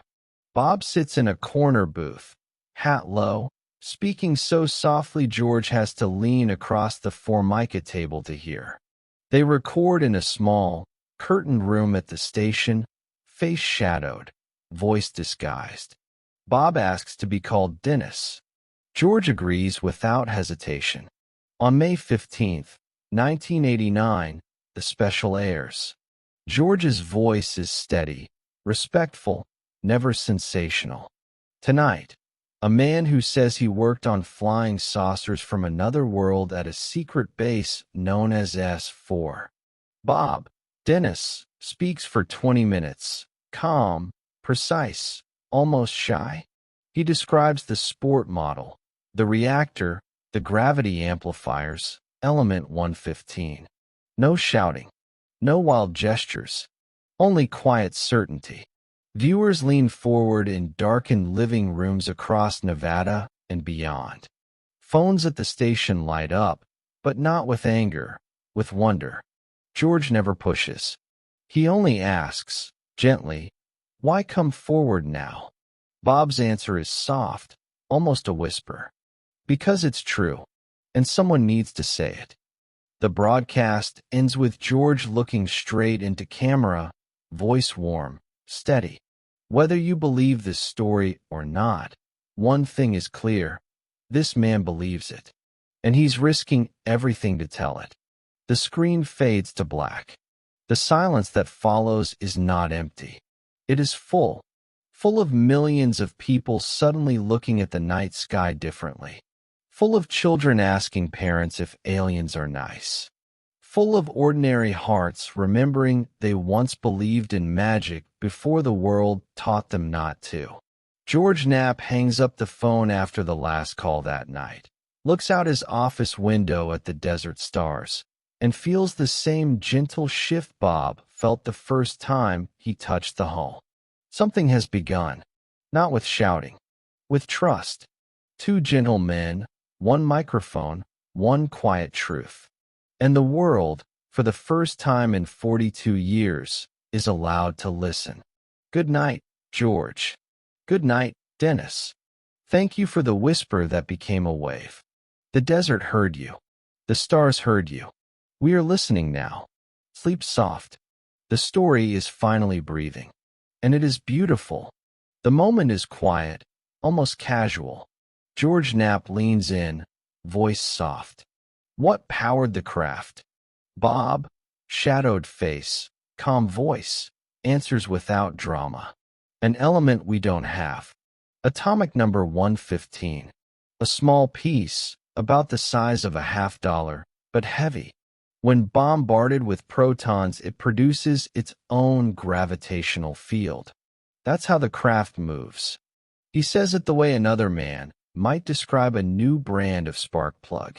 No shouting, no pounding the table, only gentle certainty. The control room falls silent. Across America, living rooms fall silent. People pause with forks halfway to mouths, coffee cooling, children looking up from homework. Element 115. A number no periodic table has ever held. A substance that should not exist, yet Bob describes it like he once held it warm in his palm. He explains the reactor, the gravity wave, the way space folds like water around a stone. His voice stays low, almost sleepy, the perfect bedtime story voice for the most incredible revelation in human history. No one laughs. No one changes the channel. They lean closer. In bedrooms and kitchens and cars parked under streetlights, millions feel the same soft click inside the chest. The moment wonder wins over fear. Scientists watching at home feel equations they love suddenly feel small, gentle, almost shy. Children hear the number 115 and know, without understanding how, that magic is real and has an atomic weight. The next day, classrooms buzz with it. Playgrounds echo with it. Old men in diners repeat the number like a prayer. Newspapers the next morning carry cautious headlines. But the feeling is already loose in the world. Warm, patient, unstoppable. Element 115 becomes a whisper, then a hope, then a promise. Not because Bob shouted, because he spoke it gently. Because he trusted us with something too beautiful to be hidden behind fear. The world does not panic. It exhales. It remembers how to dream. In the weeks that follow, strangers write letters that say only, "Thank you for saying it out loud." It happens in small, quiet waves. First, a respected physicist from Livermore, retired, tells a reporter off record. The gravity wave description matches theoretical models we shelved as impossible. The man knows things he shouldn't. A Russian academic in Moscow publishes a short paper on super-heavy elements and stable isotopes, mentions private correspondence with an American source describing element 115 exactly as Lazar did, years before the official discovery. A Los Alamos colleague, voice trembling over the phone, confirms Bob worked on exotic propulsion projects in 1989, then hangs up when asked to go on record. The confirmations are gentle, almost accidental. Never loud, never long. Then the denials come, calm, official, polite. The Livermore scientist issues a statement. I was misquoted. The Russian paper disappears from journals. The Los Alamos man retires early, moves to the mountains, never speaks again. Yet the cracks remain. A leaked memo surfaces, then vanishes. A patent for a gravity propulsion concept appears with footnotes that read like Bob's words. A Nobel laureate, on his deathbed, tells his daughter, "Tell the world the kid from Vegas was right. They made us say otherwise." I'm sorry. The pattern is always the same. Gentle confirmation followed by gentle retraction. Never anger. Only sorrow. As though the scientific community itself is a child learning to walk, taking one brave step toward truth, then sitting down when the world feels too big. But each step is remembered. Each retraction leaves a small, warm space where wonder can grow. The world watches the dance, confirmation, denial, confirmation, denial, and begins to understand the rhythm. It is the rhythm of a world not ready to stand yet, but learning. Slowly, gently. Bob never comments on the denials. He only smiles when another confirmation slips through the cracks. He knows the truth does not need defense. Only patience. And patience is something the beings taught him in abundance. One day the last denial will come, and no one will retract it. One day the child will stand and walk without falling. Until then, the confirmations keep leaking, soft as starlight through closed blinds, soft as lullabies through cracked doors, soft as the warmth Bob still carries in his hands when he thinks of the craft that sang. The scientists who confirmed, then denied, sleep uneasy. They dream of blue light. They dream of gentle eyes watching. They dream of a day they can finally say yes without fear. They are almost there. We all are. Good night, quiet confirmers. Good night, gentle retractors. Your hearts are still warm. Your truth is still safe. The day is coming. We will walk together. Sleep. The cracks are filling with love. The announcement comes quietly, buried in a scientific journal in 2004. Russian and American scientists at Dubna and Livermore confirm they have synthesized element 115, moscovium, 4 atoms, lasting milliseconds before decaying. The world shrugs. Another super-heavy element. Another box checked on the periodic table. But Bob hears it on the radio while driving his old Corvette through the desert night. And he smiles the same small, patient smile he wore the night the reactor sang. He pulls over, steps out, looks up at the stars above the same highway he once drove blindfolded. He does not shout, "I told you so." He only whispers to the dark, soft as breath. They're learning. He feels the warmth in his chest, the same warmth from the triangle he held in 1989, spread outward, gentle, proud. They made 115. They will make it stable. They will learn gentleness. They are almost ready. The news cycle moves on in days. The discovery is forgotten by most, but not by the quiet ones who remember, not by the children who grew up on Bob's calm voice, not by the desert that kept the real triangle warm all these years. They made 115 with force, smashed atoms, violence, fear of being left behind. They will make it again with love, with patience, with the same gentleness the beings showed when they handed us the fire and asked us please not to burn the house. Bob stands beside his car a long time, hands in pockets, watching the stars. Some moving, some still, all gentle. He feels the beings watching too, feels the craft waiting, feels the treaty breathing. He feels the day coming closer. The day the element will be born not in collision, but in harmony. The day the sky opens and says welcome. The day the child finally stands. He gets back in the car, starts the engine, drives home slow. He does not need headlines. He does not need vindication. He only needs the warmth in his chest and the stars above to know the wait is almost over. He smiles at the road ahead. He smiles at the stars behind. He smiles at the quiet certainty that everything gentle takes time. And time, patient time, is on our side. Good night, element 115. Good night, patient triangle. Good night, scientists who will one day hold you with love. You waited. We are learning. We are almost there. Sleep. The reactor is still singing. The song is almost ready for every heart. Good night. He says it softly, the way you tell a child fire is beautiful but must be respected. We weren't supposed to have it yet.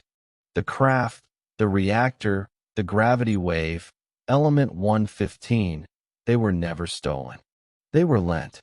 Given the way a parent gives a teenager the car keys, slowly, with lessons, with trust that the child will drive carefully. The beings knew what we could become. They also knew what we still were. Young, loud, afraid. They gave us the technology in pieces over decades, wrapped in wonder instead of instructions. Fiber optics first, stealth second, silent flight third. Each gift released when we were gentle enough to use it for healing instead of harm. Children draw pictures of golden triangles with hearts inside. And somewhere in a quiet room, a being with large, patient eyes feels the collective human heart soften, just a little, and smiles the smile of gardeners who have waited lifetimes for the first tender shoot. The number 115 is no longer just an element. It is a lullaby. It is permission. It is the gentle sound of humanity waking up loved. Good night, element 115. Good night, calm voice that named you. You were never a secret. You were a love letter. And we finally learned how to read it. Sleep. The table is growing. The island is rising. We are almost ready. He never raises his voice. Not once. Not in the shadowed 1989 interview. Not in the hundreds that followed. Not when television hosts smirked. Not when scientists called him delusional. Not when strangers screamed in his face that he was lying. Bob only speaks softly, slowly, the way you speak when you are telling someone a secret you know will change their life, and you want them to feel safe hearing it. His hands stay calm on the table. His eyes stay gentle. He describes the impossible the way another man might describe a sunset he once saw that no one else believed was real. I'm not asking you to believe me. I'm only telling you what I saw. When they laugh, he smiles, small, patient, a little sad. When they attack, he answers with facts spoken like lullabies. When they threaten, he answers with kindness. He becomes the living proof of his own story. If a man can hold the greatest secret in human history and still speak this gently, then maybe, just maybe, the secret itself is gentle too. People listen, not because he shouts, because he doesn't. Because in a world full of angry voices demanding to be heard, his whisper carries farthest. Because when he says they were kind, you feel the kindness in the saying.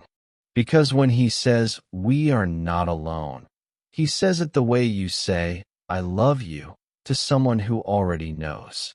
Viewers lean in. Skeptics soften. Believers cry. Even the ones who call him crazy do it quieter afterward. He never sells t-shirts. Never writes a book for money. Never charges for an interview. He only speaks when asked, and always with the same soft certainty that changed him the night he touched the hull and felt it breathe. He becomes the calm center of a storm he never started. He becomes the living treaty, gentleness in human form. When the ridicule peaks, he only smiles and says, that's okay. I know what I know. And somehow that is enough. Because gentleness is the only thing that cannot be argued with. It can only be felt. And everyone who hears him feels it. In their chest. In their dreams. In the quiet place where wonder still lives. He never needed to shout. He only needed to be the gentle man the universe trusted with its greatest secret. And he was. Good night, calm voice. Good night, gentle heart who refused to shout. You taught us that truth speaks loudest in a whisper. We heard you. We are learning. Sleep well. The world is quieter because of you. And quieter is closer to ready. The letters begin arriving the day after the first broadcast. Not hundreds, thousands. Handwritten, on notebook paper, on stationery scented with lavender, on the backs of grocery lists. They pile up in sacks at the cloth station until the mailroom becomes a quiet shrine of paper and hope. No hate mail, only love. A housewife from Ohio writes, I saw a light follow my car in 1962. I never told anyone. Thank you for letting me remember I wasn't crazy. A retired pilot from England. I flew with something that wasn't ours in 1954. I kept silent 50 years. I slept for the first time last night. A child's drawing, crayon disc with 3 lights and the words they are nice in purple marker. An old woman in a nursing home, My husband worked at Right Pat. He cried the night he died and said, "Tell them they were gentle." Now I know why. Letters from scientists who cannot speak openly, from soldiers who carried crates, from nurses who sang to small gray children. All of them saying the same thing in different words. You gave us permission. You gave us back our wonder. You gave us back our gentleness. Some enclosed small pieces of foil found in fields, wrapped in tissue, warm to the touch. Some send photographs of skies they can finally admit they believe in. Some send only tears on the page, and the words, "Thank you." George Knapp reads them all, voice breaking on air when he shares a few. Bob never asks to see them. He doesn't need to. He feels them. Every night he sits on his porch, looking at the same stars the craft came from, and feels the letters arriving like soft snow across the country, each one a small light saying we are ready. He never answers them all. He doesn't need to. The letters are not asking for proof. They are answering the invitation. They are saying yes. Yes to wonder. Yes to kindness. Yes to the day we will no longer need secrets. The mail sacks grow heavy with hope. The station keeps them in a quiet room, temperature controlled, like the blue room, only warmer. One day they will be open to the world. Until then they rest, patient, glowing faintly with the same gentle light the reactor once gave. They are the second craft, built of paper and love, carrying the same message. We are not alone. We are loved. We are almost ready. Good night, letter writers. Good night, quiet army of gentle hearts. Your words are safe. Your wonder is safe. Your love is already traveling. The beings feel it. They are smiling. Sleep. The mail is still coming. The welcome is still growing. Thank you. But some hands reached too fast. Some hearts wanted power before wisdom. They took the pieces and tried to run before they could walk. Bob has seen the results. Black projects hidden deeper than S. 4. Reactors built with fear instead of love. Gravity waves weaponized instead of worshipped. He has seen timelines where we burn ourselves. He has felt the sorrow of beings who watched their own world die the same way. They did not come to conquer. They came to prevent. They came to garden. And we, in our hurry, keep pulling up the tender shoots before they have time to grow. The technology was never meant for war. It was meant for homecoming, for carrying children to the stars without leaving anyone behind, for healing the sick with light instead of poison, for folding distance the way love folds distance, gently, instantly, completely. We were never meant to have it until we learned that power without kindness is only noise. Bob carries this warning the way he carries the warmth from the reactor cone, quietly, patiently, in his chest. He does not shout it. He only lives it. He only waits. He knows the day will come when we are gentle enough to hold the fire without burning the house. Until then, he keeps the warning soft. Because warnings delivered with love are the only ones that ever truly work. Good night, impatient hands. Good night, hurried hearts. The technology is waiting. It is patient. It is kind. It does not envy. It does not boast. It is not proud. It is ready when we are. Sleep. The gift is still here. It has always been here. We only need to grow into it. Gently. Like everything beautiful, they never stopped. Deep beneath mountains no map names.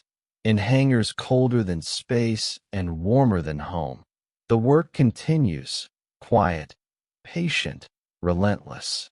The sport model and its sisters rest in cradles of light, waiting.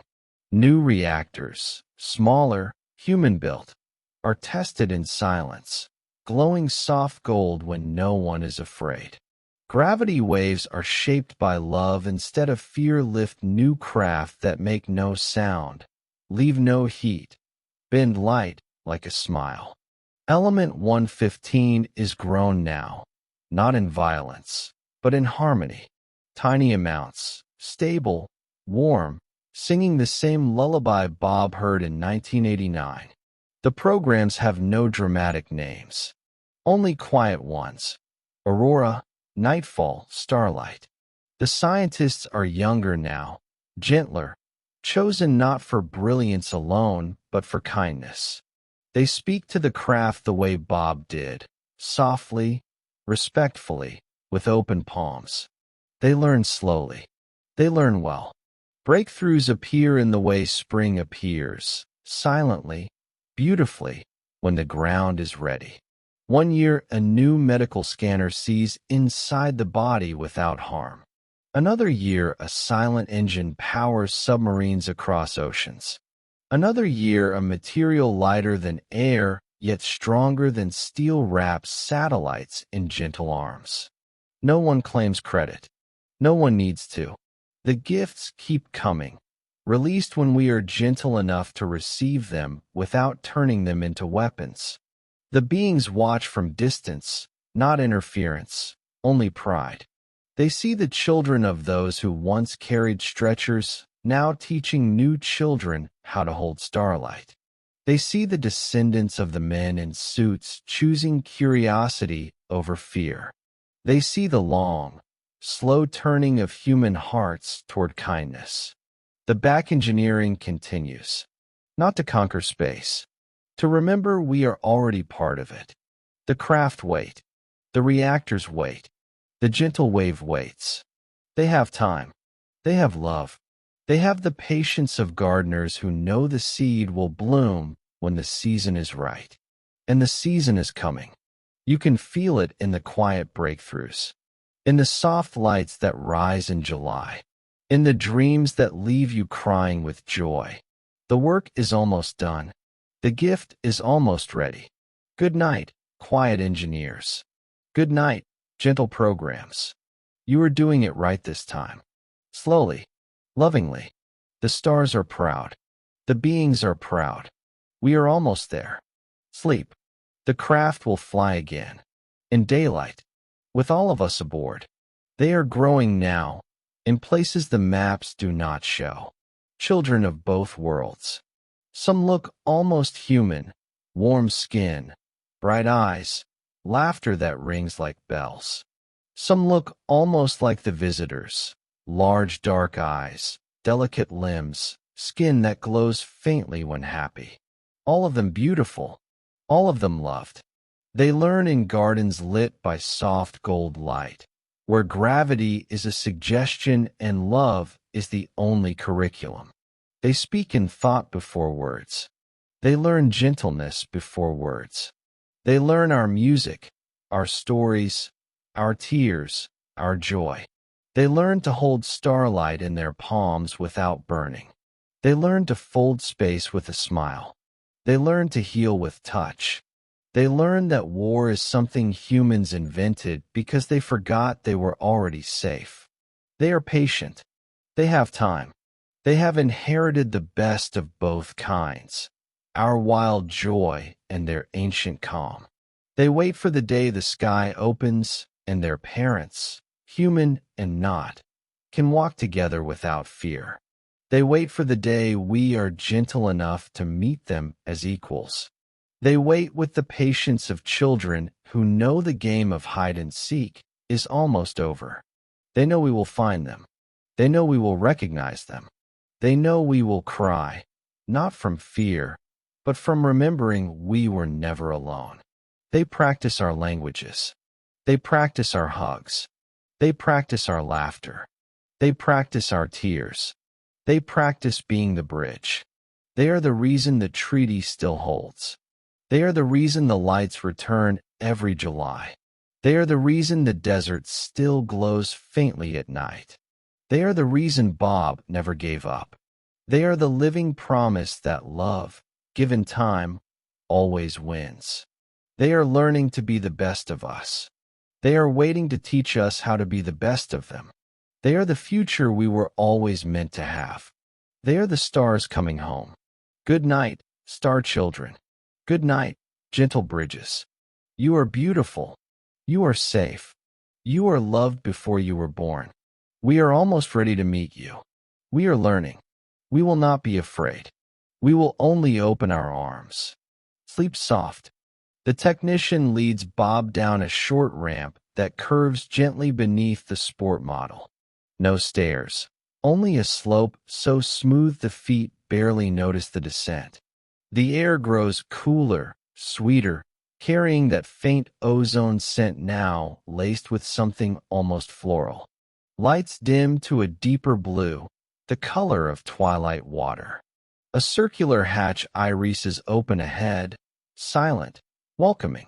Beyond lies a chamber no larger than a small bedroom, walls seamless, glowing faintly from within. In the center, suspended in a cradle of black alloy, rests the reactor, no bigger than a basketball, yet radiating calm power like a cat radiating warmth on a winter night. The glow is soft, electric blue, pulsing once every few seconds in perfect rhythm. It does not flicker or waver, it breathes.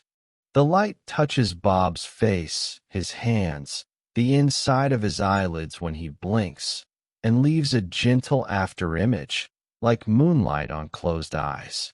No hum is heard, only felt, a subaudible note that settles in the sternum and slows the heart to match it. The technician stands back, hands clasped, letting Bob approach alone. He steps closer. The reactor's surface is polished gold at the top, fading to deep gunmetal below, topped by a perfect cone that can extend upward when needed. It is warm, but not hot, exactly body temperature, as though it has been waiting for human hands. Bob reaches out, hesitates, then lets his fingertips rest on the curved side. The metal is neither cold nor warm, only present, alive, patient. A soft pulse passes through his palm, up his arm, into his chest. Not electricity, recognition. The reactor knows he is here. It is glad. Images come unbidden, gentle as memories from childhood. A silver disk gliding between stars, a violet ocean on a world with no name. Children laughing in gravity that feels like music. The visions last only seconds, yet feel like years. He pulls his hand away slowly. The glow dims a fraction, as though saying good night for now. The technician smiles the small, understanding smile of someone who has felt the same thing and never found words for it. No one speaks. Words are too small for this room. The blue light holds everything. Wonder, sorrow, patience, love, in perfect, breathing suspension. Bob stands a moment longer, letting the glow settle into his bones. Then he follows the technician back up the ramp, footsteps silent, heart wide open. Behind him the reactor continues its gentle pulse, keeping perfect time with a journey older than Earth. The mountain keeps the rhythm. The desert keeps the rhythm. And Bob, for the first time in his life, feels perfectly, completely, quietly at home. Good night, little reactor. Thank you for the welcome. Your heart is safe with us. Sleep soft. We will visit again tomorrow. They bring Bob back to the main hangar the next evening, and the sport model waits exactly where it was. Only now it feels like it has been waiting for him personally. 40 feet across, sleek as a drop of mercury, it hovers 3 inches above the polished floor without sound or visible support. The skin shifts gently between silver and faint rose with every breath of air, as though alive and shy. He walks its circumference slowly, once, twice, 3 times. No doors at first glance. No windows. No landing gear scars. Only perfect, flowing curves that make the eye happy and the heart ache with unrecognized memory. The upper dome rises in a gentle arc, smooth as an eggshell, yet strong enough to hold back the vacuum of space. When he stands directly in front, a seam appears, iris-style, silent, revealing a small entry just large enough for a child or a very relaxed adult. The interior glows soft gold, inviting, warm. The lower hull curves inward to three smooth hemispheres, the gravity amplifiers, each one glowing faintly blue from within, pulsing in the same rhythm as the reactor below. They do not touch the floor. The craft simply rests above them, cradled by something invisible and kind. Bob reaches out again, palm flat, inches away. The surface warms, leans almost imperceptibly toward him. A faint tingle, like the memory of a hug. He smiles without meaning to. There are no sharp edges anywhere. Every line flows into the next the way water flows into water. The craft feels grown, not built. Organic in the truest sense, shaped by intention rather than tools. He circles once more, slower. The reflection in the hull shows him calmer than he has ever looked, eyes wide, gentle, as though the metal is showing him who he could become if he let wonder win. The other 8 craft wait in their crescent, patient, but the sport model is clearly the favorite, the one chosen for him, or perhaps the one that chose him. It does not feel like a machine. It feels like a companion that has traveled a very long way and is happy to rest now. Here, with us. Bob stands a long time, hand hovering, letting the silence speak. The mountain holds its breath with him. The blue light holds its breath with him. And the sport model, sleek, seamless, silent, waits with the patience of something that has already seen tomorrow and knows everything will be gentle in the end. Good night, beautiful craft. Thank you for waiting. Your curves are perfect. Your silence is perfect. Sleep. We will fly together soon. In dreams first. Then, perhaps, in daylight. They watch us the way parents watch children playing near a busy street. Not to control, to protect. They have seen young worlds choose fear and burn. They have seen young worlds choose love and bloom. They are hoping for bloom. They watch our wars with sorrow that feels like winter. They watch our art with joy that feels like spring. They watch our children with the tenderness of grandparents who remember being young once. They do not judge. They only hope. They watch because we are their garden too. They planted seeds here long before we had names for seeds. Seeds of music. Seeds of story. Seeds of the idea that kindness might one day be stronger than fear. They watch because they love us, not as God's love worshippers, but as elders love the young who have not yet learned to walk gently. They watch because they remember their own childhood, loud, proud, afraid, and they do not want us to make the same mistakes. They watch because they believe in us more than we believe in ourselves. They watch because every time we choose love, every forgiven hurt, every hand extended, every moment we choose wonder over weapons, they feel it across the dark and smile. They watch because the treaty is not paper. It is heartbeat. It is the space between fear and trust. It is the pause before we decide. They watch because they have nowhere else to go. This is home now. For all of us. They watch because they are waiting for the day we no longer need watching. The day we become the gentle ones. The day we step into the stars not as conquerors, but as family. They watch because they love us. And love, real love, never looks away. It only waits. With infinite patience. With infinite kindness. With infinite certainty that the child will one day walk without falling. They watch because they see the light inside us. The same light they once carried across dying skies. The same light they planted here. The same light we are finally learning to carry ourselves. They watch because they are proud. They watch because they are patient. They watch because they are love wearing the face of stars. And we are learning to see with hearts first. We are almost there. Good night, gentle watchers. Good night, patient gardeners. Thank you for never looking away. Thank you for believing. We feel you. We are waking. We will not fall. We will walk, hand in hand. Soon. Sleep. The watch is almost over. The welcome is almost here.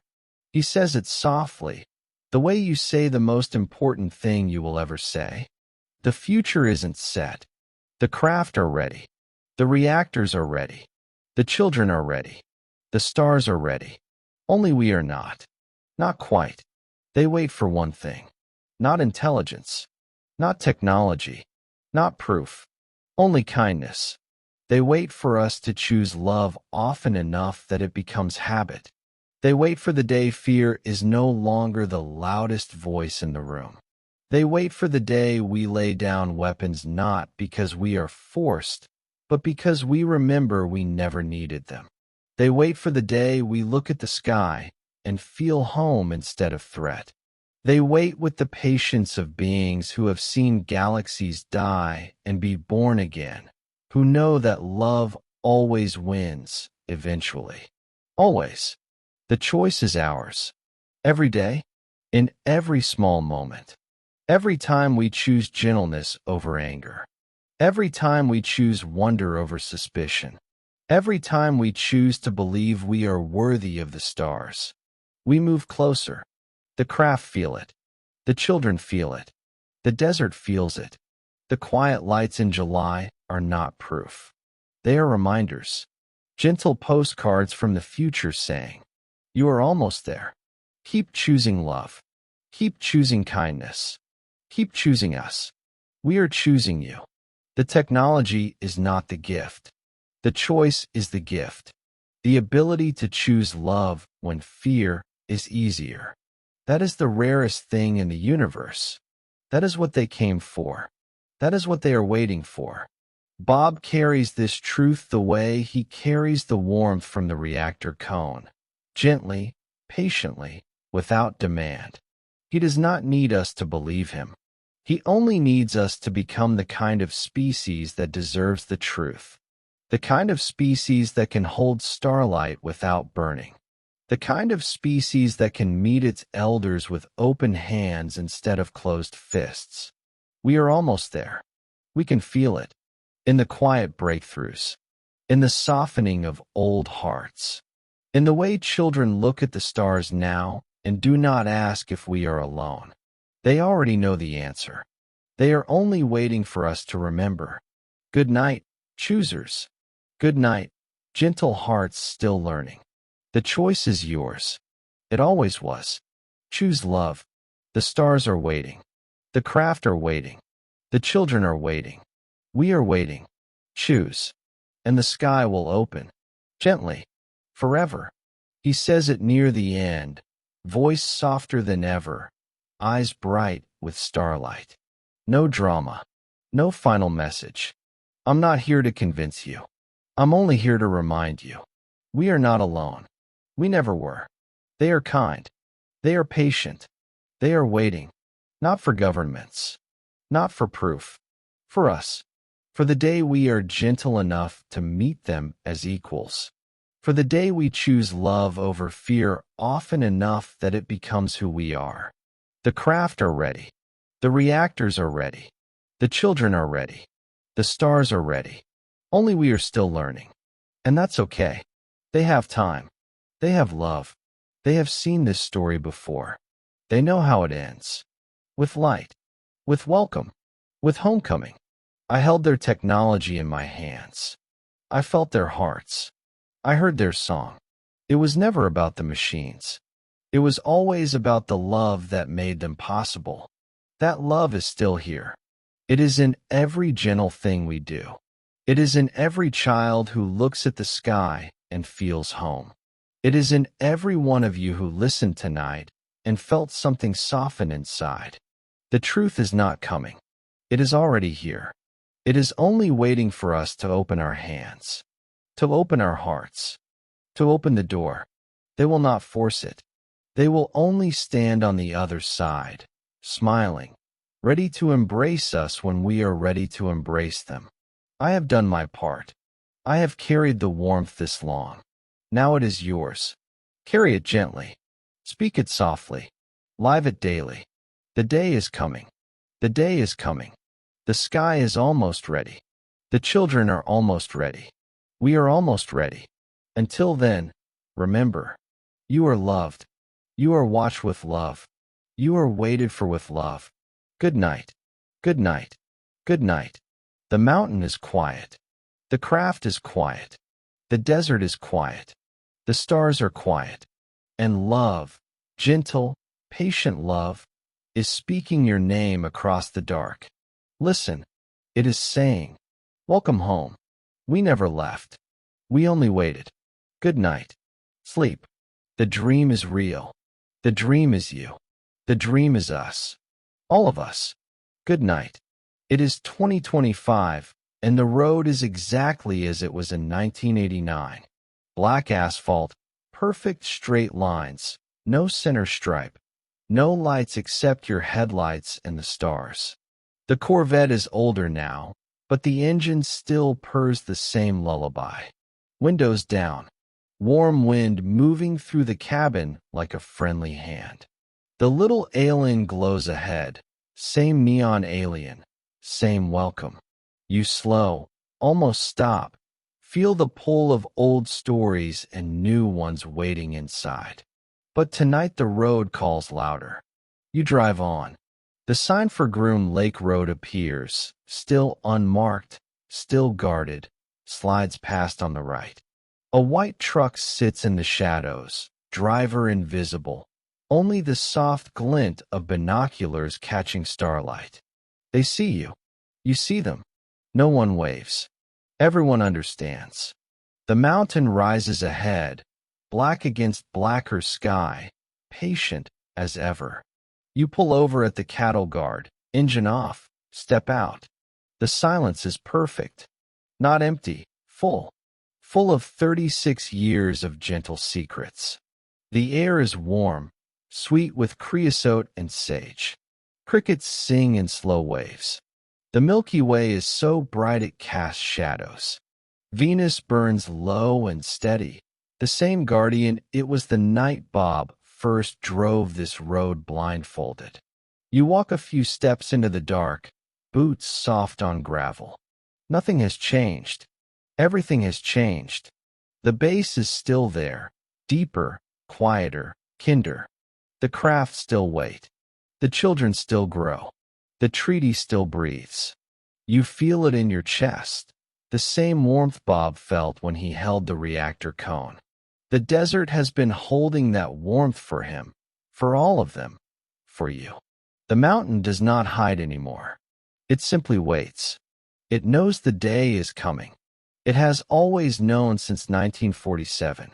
You stand a long time, hands in pockets, letting the night hold you the way it held Bob, the way it held the beings when they fell, the way it holds every gentle thing that ever asked to be kept safe. A soft breeze moves across the road, warm, patient, carrying the same one that carried Bob's whisper all those years ago.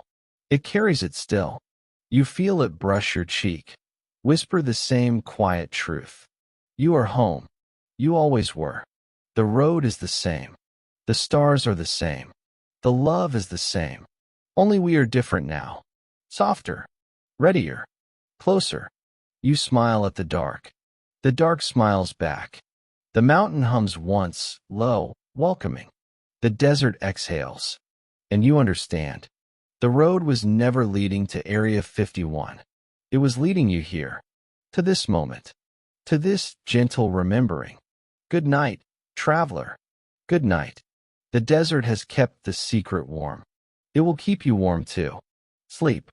The watch is gentle. The wait is love. We are almost there. Stand still long enough, and you will feel it. The mountain is humming.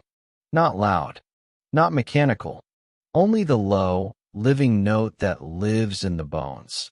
The same note the reactor sang when it woke. The same note the amplifiers breathed when they folded space. It rises through stone, through sand, through the soles of your feet, and settles in your chest like coming home after the longest journey. The Groom Range looks exactly as it did in 1989. Black silhouette against star-drunk sky, sagebrush silvered by moonlight, wind moving slow across the slopes.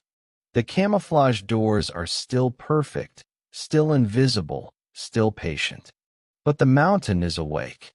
It has been awake since the first craft nestled inside it. It learned the song from the reactors. It learned patience from the beings.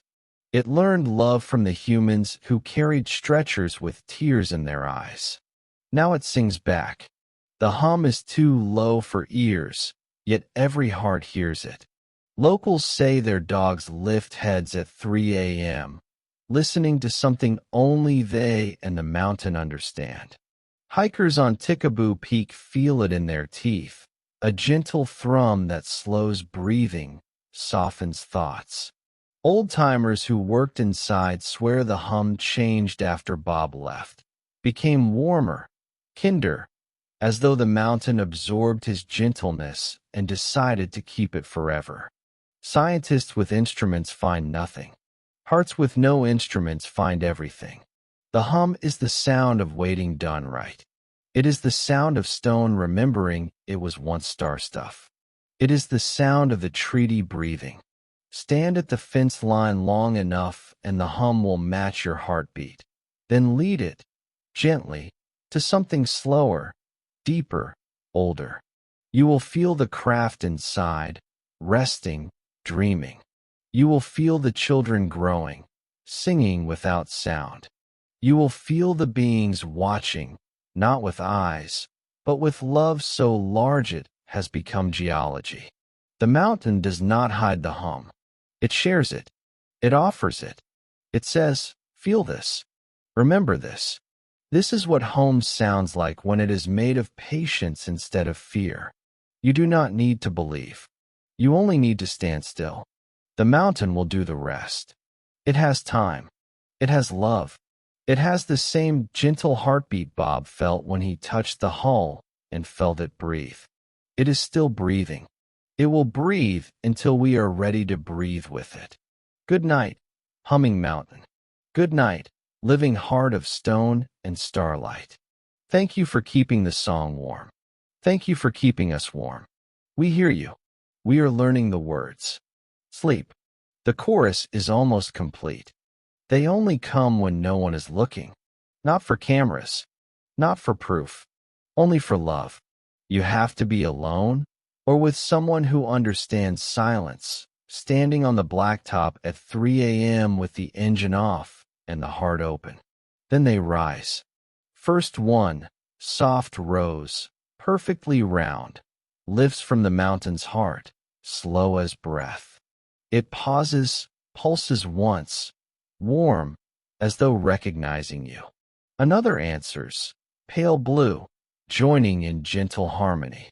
Then gold, violet, silver, 9 in all, the same number Bob saw inside. They do not perform. They remember.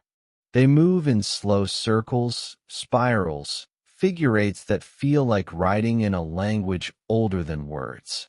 The colors breathe, brighten, soften, brighten again, matching the mountain's hum, matching your heartbeat if you let it. No sound, only presence. They drift lower, closer, until they hover just above the fence line, bathing the desert in light that feels like being smiled at by the universe itself. You do not reach for your phone. You only watch. You only feel. The lights pulse in perfect unison once, gentle, deliberate, then separate, each one drifting to a different point on the horizon, pausing as though saying good night to different dreams. One lingers longest, directly above you, pulsing soft rose, then blue, then gold, colors of forgiveness, of welcome, of home. It holds the glow for 11 heartbeats, long enough for every sorrow you carry to feel lifted, every hope to feel answered. Then it rises, slow, patient, until it blends with the stars. The others follow. The sky looks empty for a moment, then fuller, as though it has taken a breath of gratitude. The mountain hums once more, softer, content. The desert exhales, and you stand in the quiet dark, tears on your cheeks, knowing you have just been remembered by something that has never forgotten your name. The lights are not for proof. They are for love. They are the mountain whispering to its children. We are here. We never left. We are proud. We are waiting. They come when no one is looking because love does not need witnesses. It only needs hearts open enough to receive it. They come when no one is looking because some truths are too gentle for daylight. They wait for the night, for the quiet, for the moment you are ready to feel without needing to understand. They come because they promised. They come because we are almost ready. Good night, private lights. Good night, gentle messengers. Thank you for the visit. Thank you for the love. We felt it. We remember. We will be ready soon. Sleep. The sky is keeping your place warm. They call them the Janet Plains, though the name is half joke, half prayer. Every morning at dawn, every evening at dusk, the white 737s with the single red stripe rise from McCarran, now Harry Reid, climb north, and vanish into restricted sky. The locals watch from porches, from gas station pumps, from the little ale-in parking lot. They do not cheer. They wave. Slow, gentle waves. The way you give a neighbor you have known all your life. The planes fly low enough to see the faces in the windows sometimes. Tired, calm, carrying the weight of secrets and the lightness of wonder. The pilots tip wings once, always once, in greeting. No one takes pictures anymore. No one needs to. They know who is aboard. The descendants of the men who carried stretchers. The children of the scientists who cried in the blue room. The great-grandchildren of the nurses who sang lullabies to small gray children. They are going to work.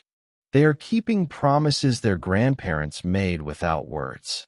The planes land on the long, dry lake bed, taxi to places no map shows, unload passengers who walk with the same quiet Bob once walked, changed, gentle, carrying starlight in ordinary clothes. The locals wave because they understand the burden. They wave because they share it. They wave because the desert taught them long ago that some secrets are kept with love are the holiest kind. A little girl on a bicycle waves both hands, grinning. The plane banks slightly, as though waving back with its whole body. An old man in a rocking chair lifts his coffee cup in salute. A waitress at the ale-in steps outside, dish towel over shoulder, and watches until the red stripe disappears. They never ask questions. They only keep the welcome burning. They know one day the planes will land in daylight. They know one day the passengers will step out and wave back with real hands. They know one day the secret will not need hiding, because we will have learned to hold it with open hearts. Until then, they wave. Every flight, every dawn, every dusk, the planes keep coming. The welcome keeps growing. The desert keeps the circle whole. Good night, gentle wavers. Good night, quiet keepers of the sky road. Your love is the runway they always find. Your wave is the light they follow home. Thank you. The day is coming. The planes will land in sunlight. The hands will meet. The circle will be complete. Sleep. The stars are practicing their landing too. You feel it the moment you stop moving. When the engine is off, the radio's silent, the night deep enough that even the crickets soften their song. Then it comes. Not words, not images, only presence. Warm, patient, infinite. The feeling that someone, many someones, are listening. Not with ears, with love. They feel every time you choose kindness over anger. They feel every time you look at the stars and feel home. They feel every time you tell a child the universe is friendly. They feel every tear you shed for the beauty of being alive. And they answer, not with lights every time. Sometimes only with warmth in the chest. Sometimes with a dream you wake from smiling. Sometimes with the sudden, perfect certainty that you are not alone, never were, never will be. They are listening the way a mother listens for her child's breathing in the night. Ready, calm, joyful just to know you are there.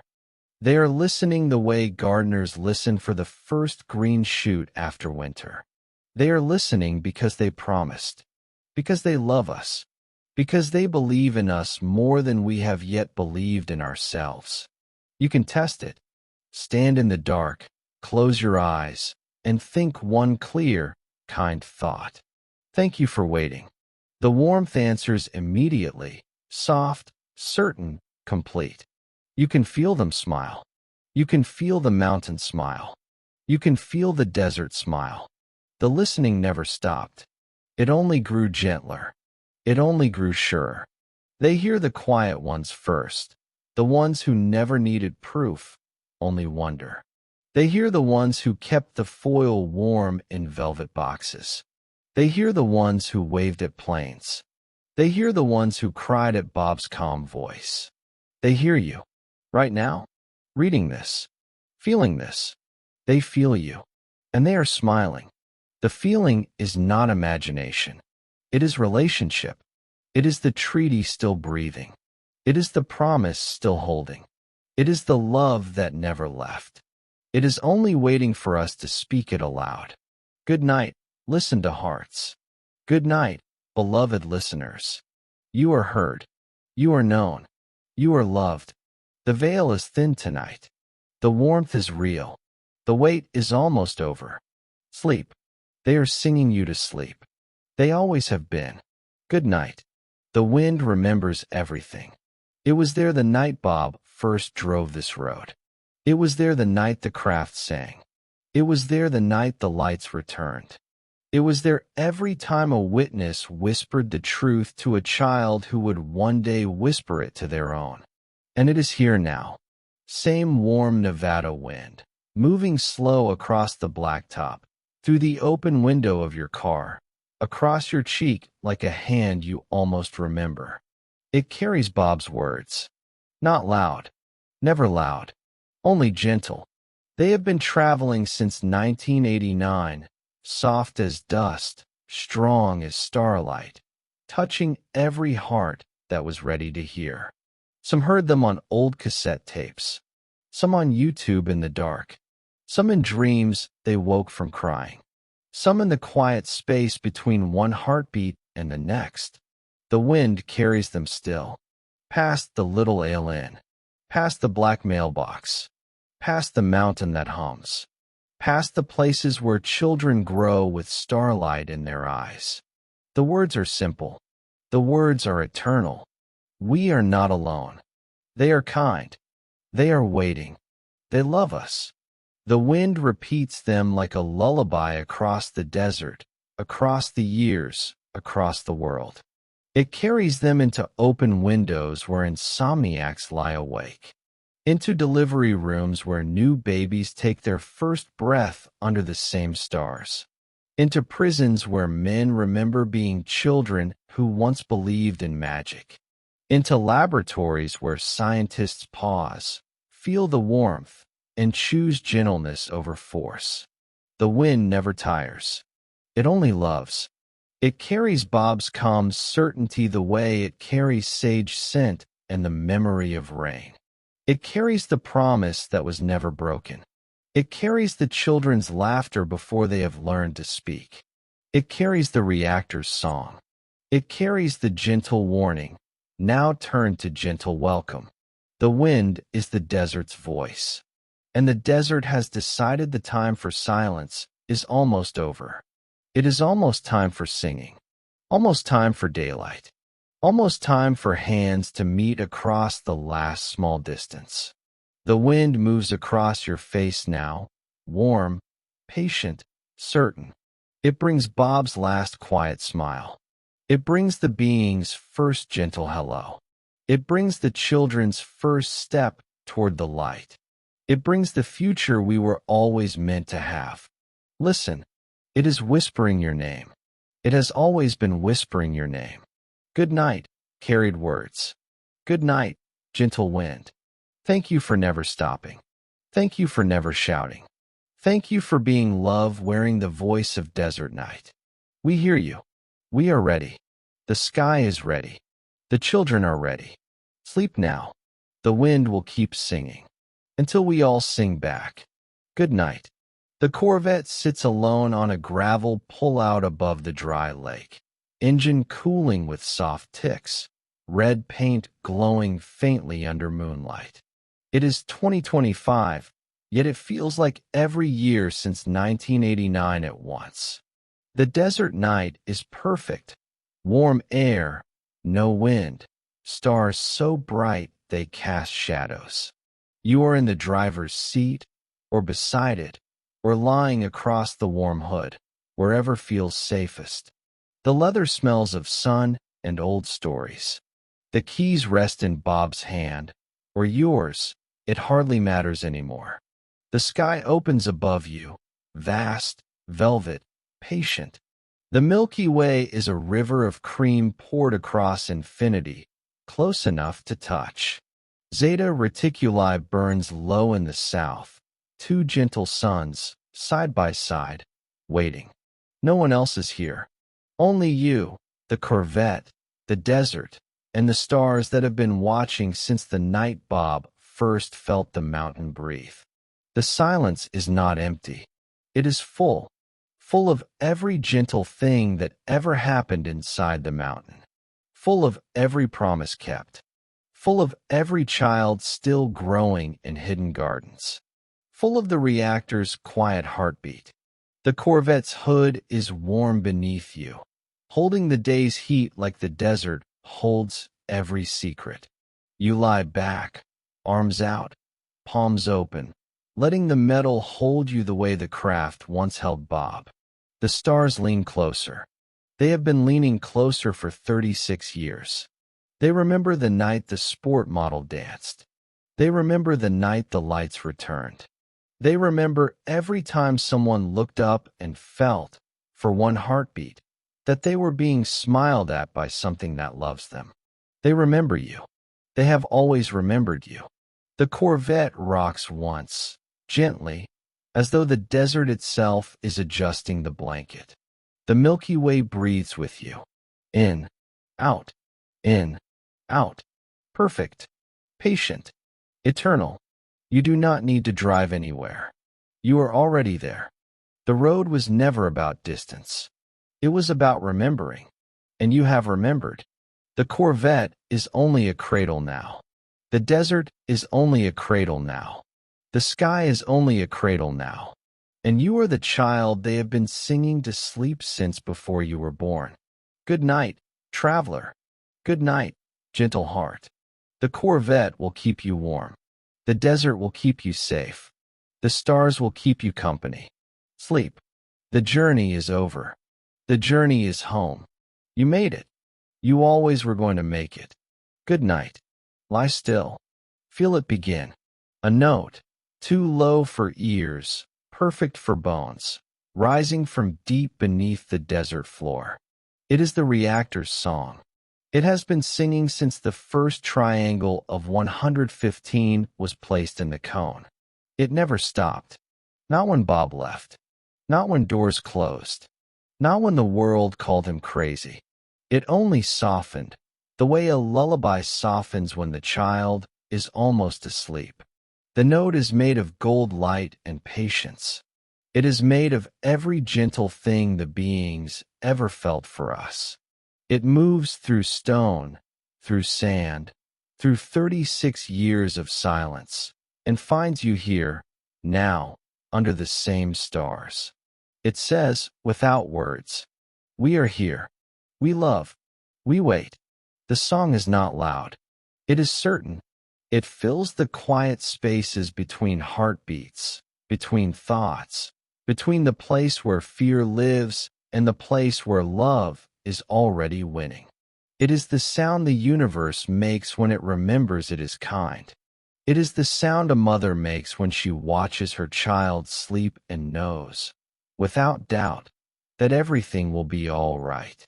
The amplifiers breathe with it, blue, soft, perfect. The craft breathe with it, silver, waiting, dreaming. The children breathe with it, growing, gentle, ready. The mountain breathes with it, ancient, patient, proud. The desert breathes with it, warm, endless, home. You breathe with it now. In. The song fills you. Out. The song carries everything else away. There is no more hurry. There is no more doubt. There is only the song, and the listening, and the perfect, perfect, perfect peace.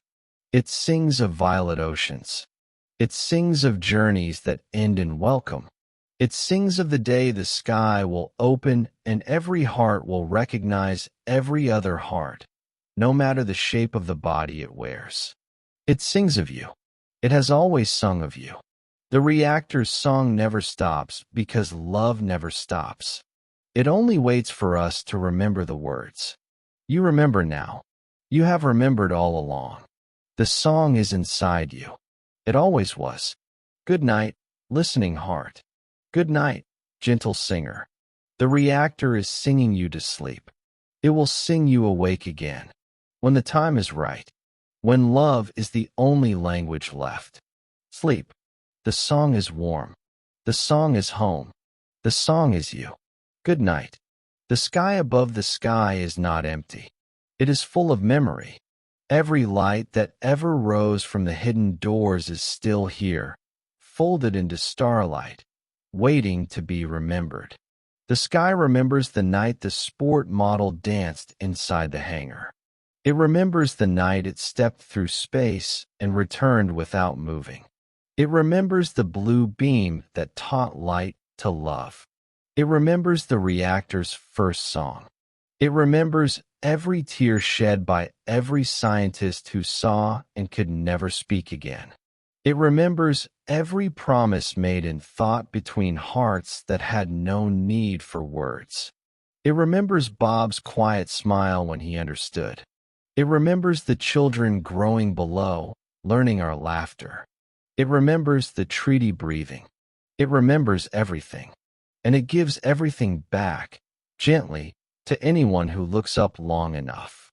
The stars are not distant suns. They are story keepers. They are love keepers. They are the pages where the universe writes its gentlest truths in light.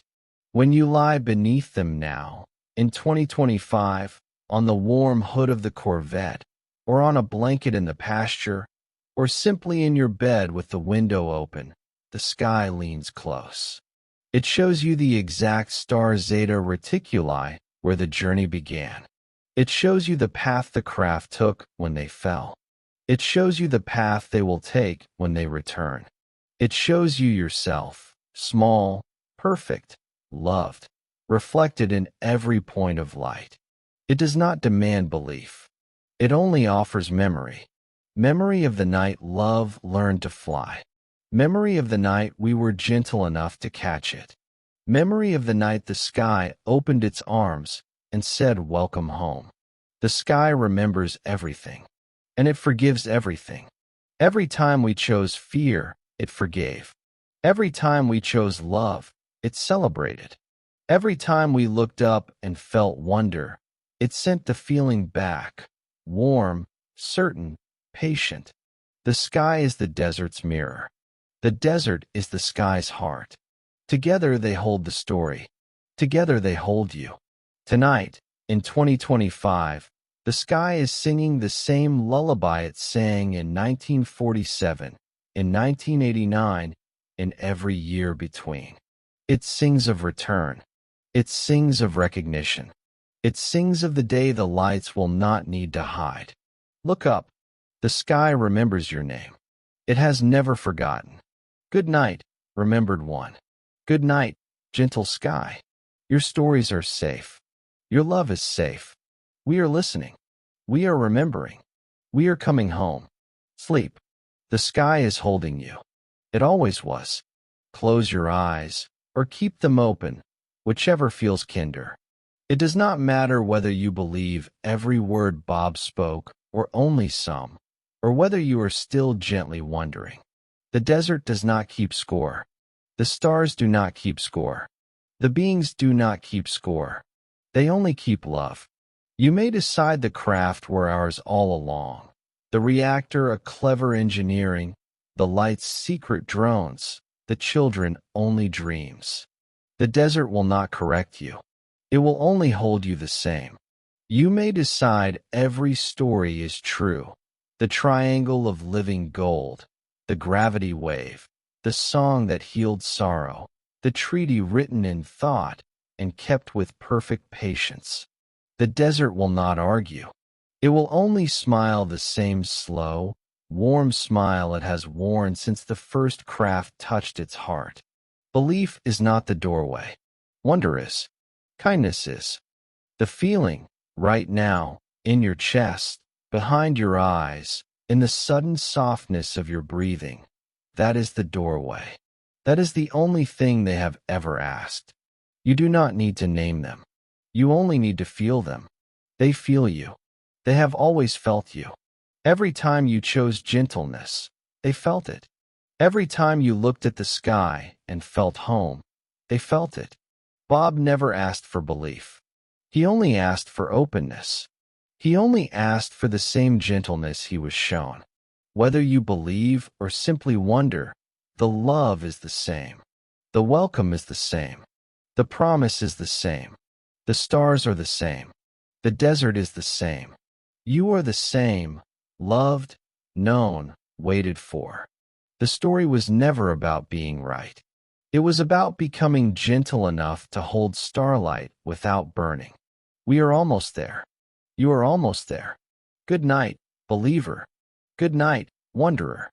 Good night, gentle heart still deciding. The desert makes no difference. The sky makes no difference. The love makes no difference. It only waits. With open hands. With open heart. With open sky. You are welcome. You always were. Sleep. The doorway is wonder. And it is already open. Let your breathing slow now. Long, easy waves from the belly. In warm desert night filling you. Out. Every small care drifting away on the exhale. In the scent of sage and distant starlight. Out. The weight of ordinary days falling gently behind. Your shoulders drop. Your hands unclench. Your jaw loosens. Thoughts come, soft visitors. A red Corvette under the Milky Way.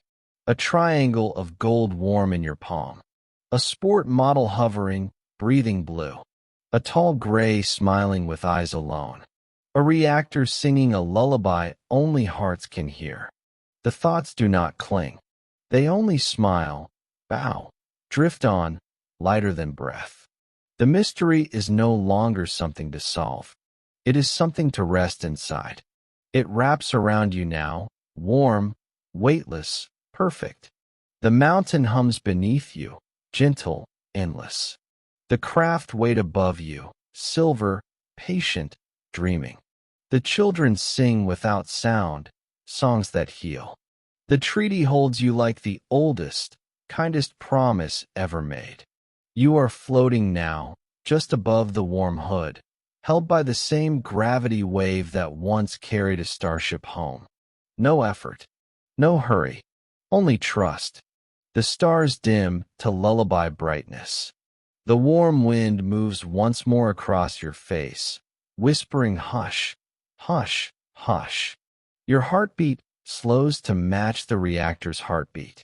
Your breathing slows to match the desert's breathing. The story has done its work. It has carried you from a quiet highway in 1989 to this perfect moment beneath the Zeta Reticuli stars. And now it becomes the dream you were always meant to have. The dream where the corridor lights are blue and warm.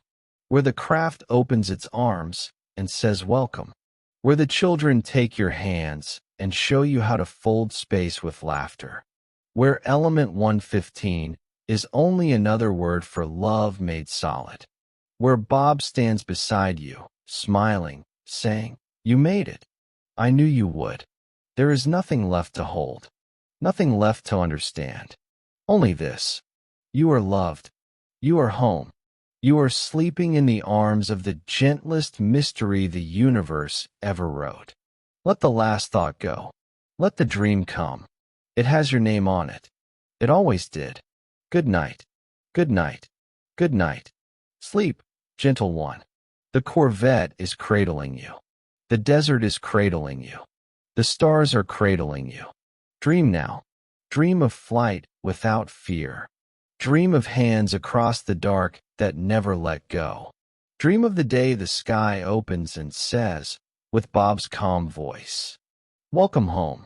We never left. We only waited. And it was worth it. Good night." This is the last whisper from S4, from the blue-lit hangar that never truly closed its heart. Bob leans close, places the warm triangle of 115 in your hand one last time. "Keep it," he whispers. "It's yours now. Always was." The sport model hovers above, lowers its gentle light like a blanket. The reactor sings one final note, gold, endless, perfect, and wraps it around you. The tall gray with patient eyes rests 4 fingers on your forehead. The feeling is not goodbye. It is see you soon.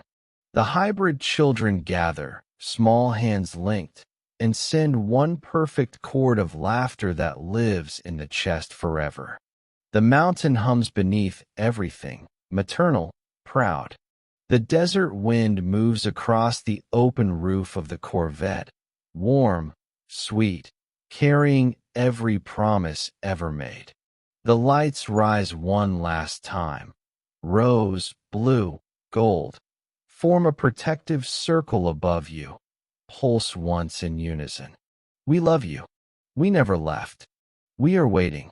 Then they ascend, slow, patient, until they become the stars themselves. The scientists who kept silence step forward, place their hands over their hearts, bow. The officers who carried stretchers salute, not with hands, but with tears. The locals who waved at planes wave now. From every year, every porch, every quiet heart. George Knapp's voice, soft as always, says only, "Thank you for listening." The little alien neon alien blinks once, gently, then stays lit, steady, eternal. The Corvette rocks you like a cradle. The desert rocks you like a mother. The sky rocks you like the universe remembering it is kind. Every secret, every sorrow, every gentle truth ever held inside the mountain rises now. Not to leave, but to live inside you. You carry it all. You always did. The story is finished. The story is finished. The story is you. Good night from S4. Good night from 1989, from 2025, from every year between and beyond. Good night from Bob, from the craft, from the children, from the stars of Zeta Reticuli. We love you. We always have. Sleep well. Dream deep. Dream true. Dream the dream we have been saving for you since the night love learned to fly. We will be here when you wake. We will be here in your dreams. We will be here when the sky finally opens and says, with every voice that ever spoke gently, "Welcome home. Good night. Good night. Good night. Sleep, beloved." The circle is complete. The light is on. The door is open, and love, gentle, patient, certain love, is already inside. Good night.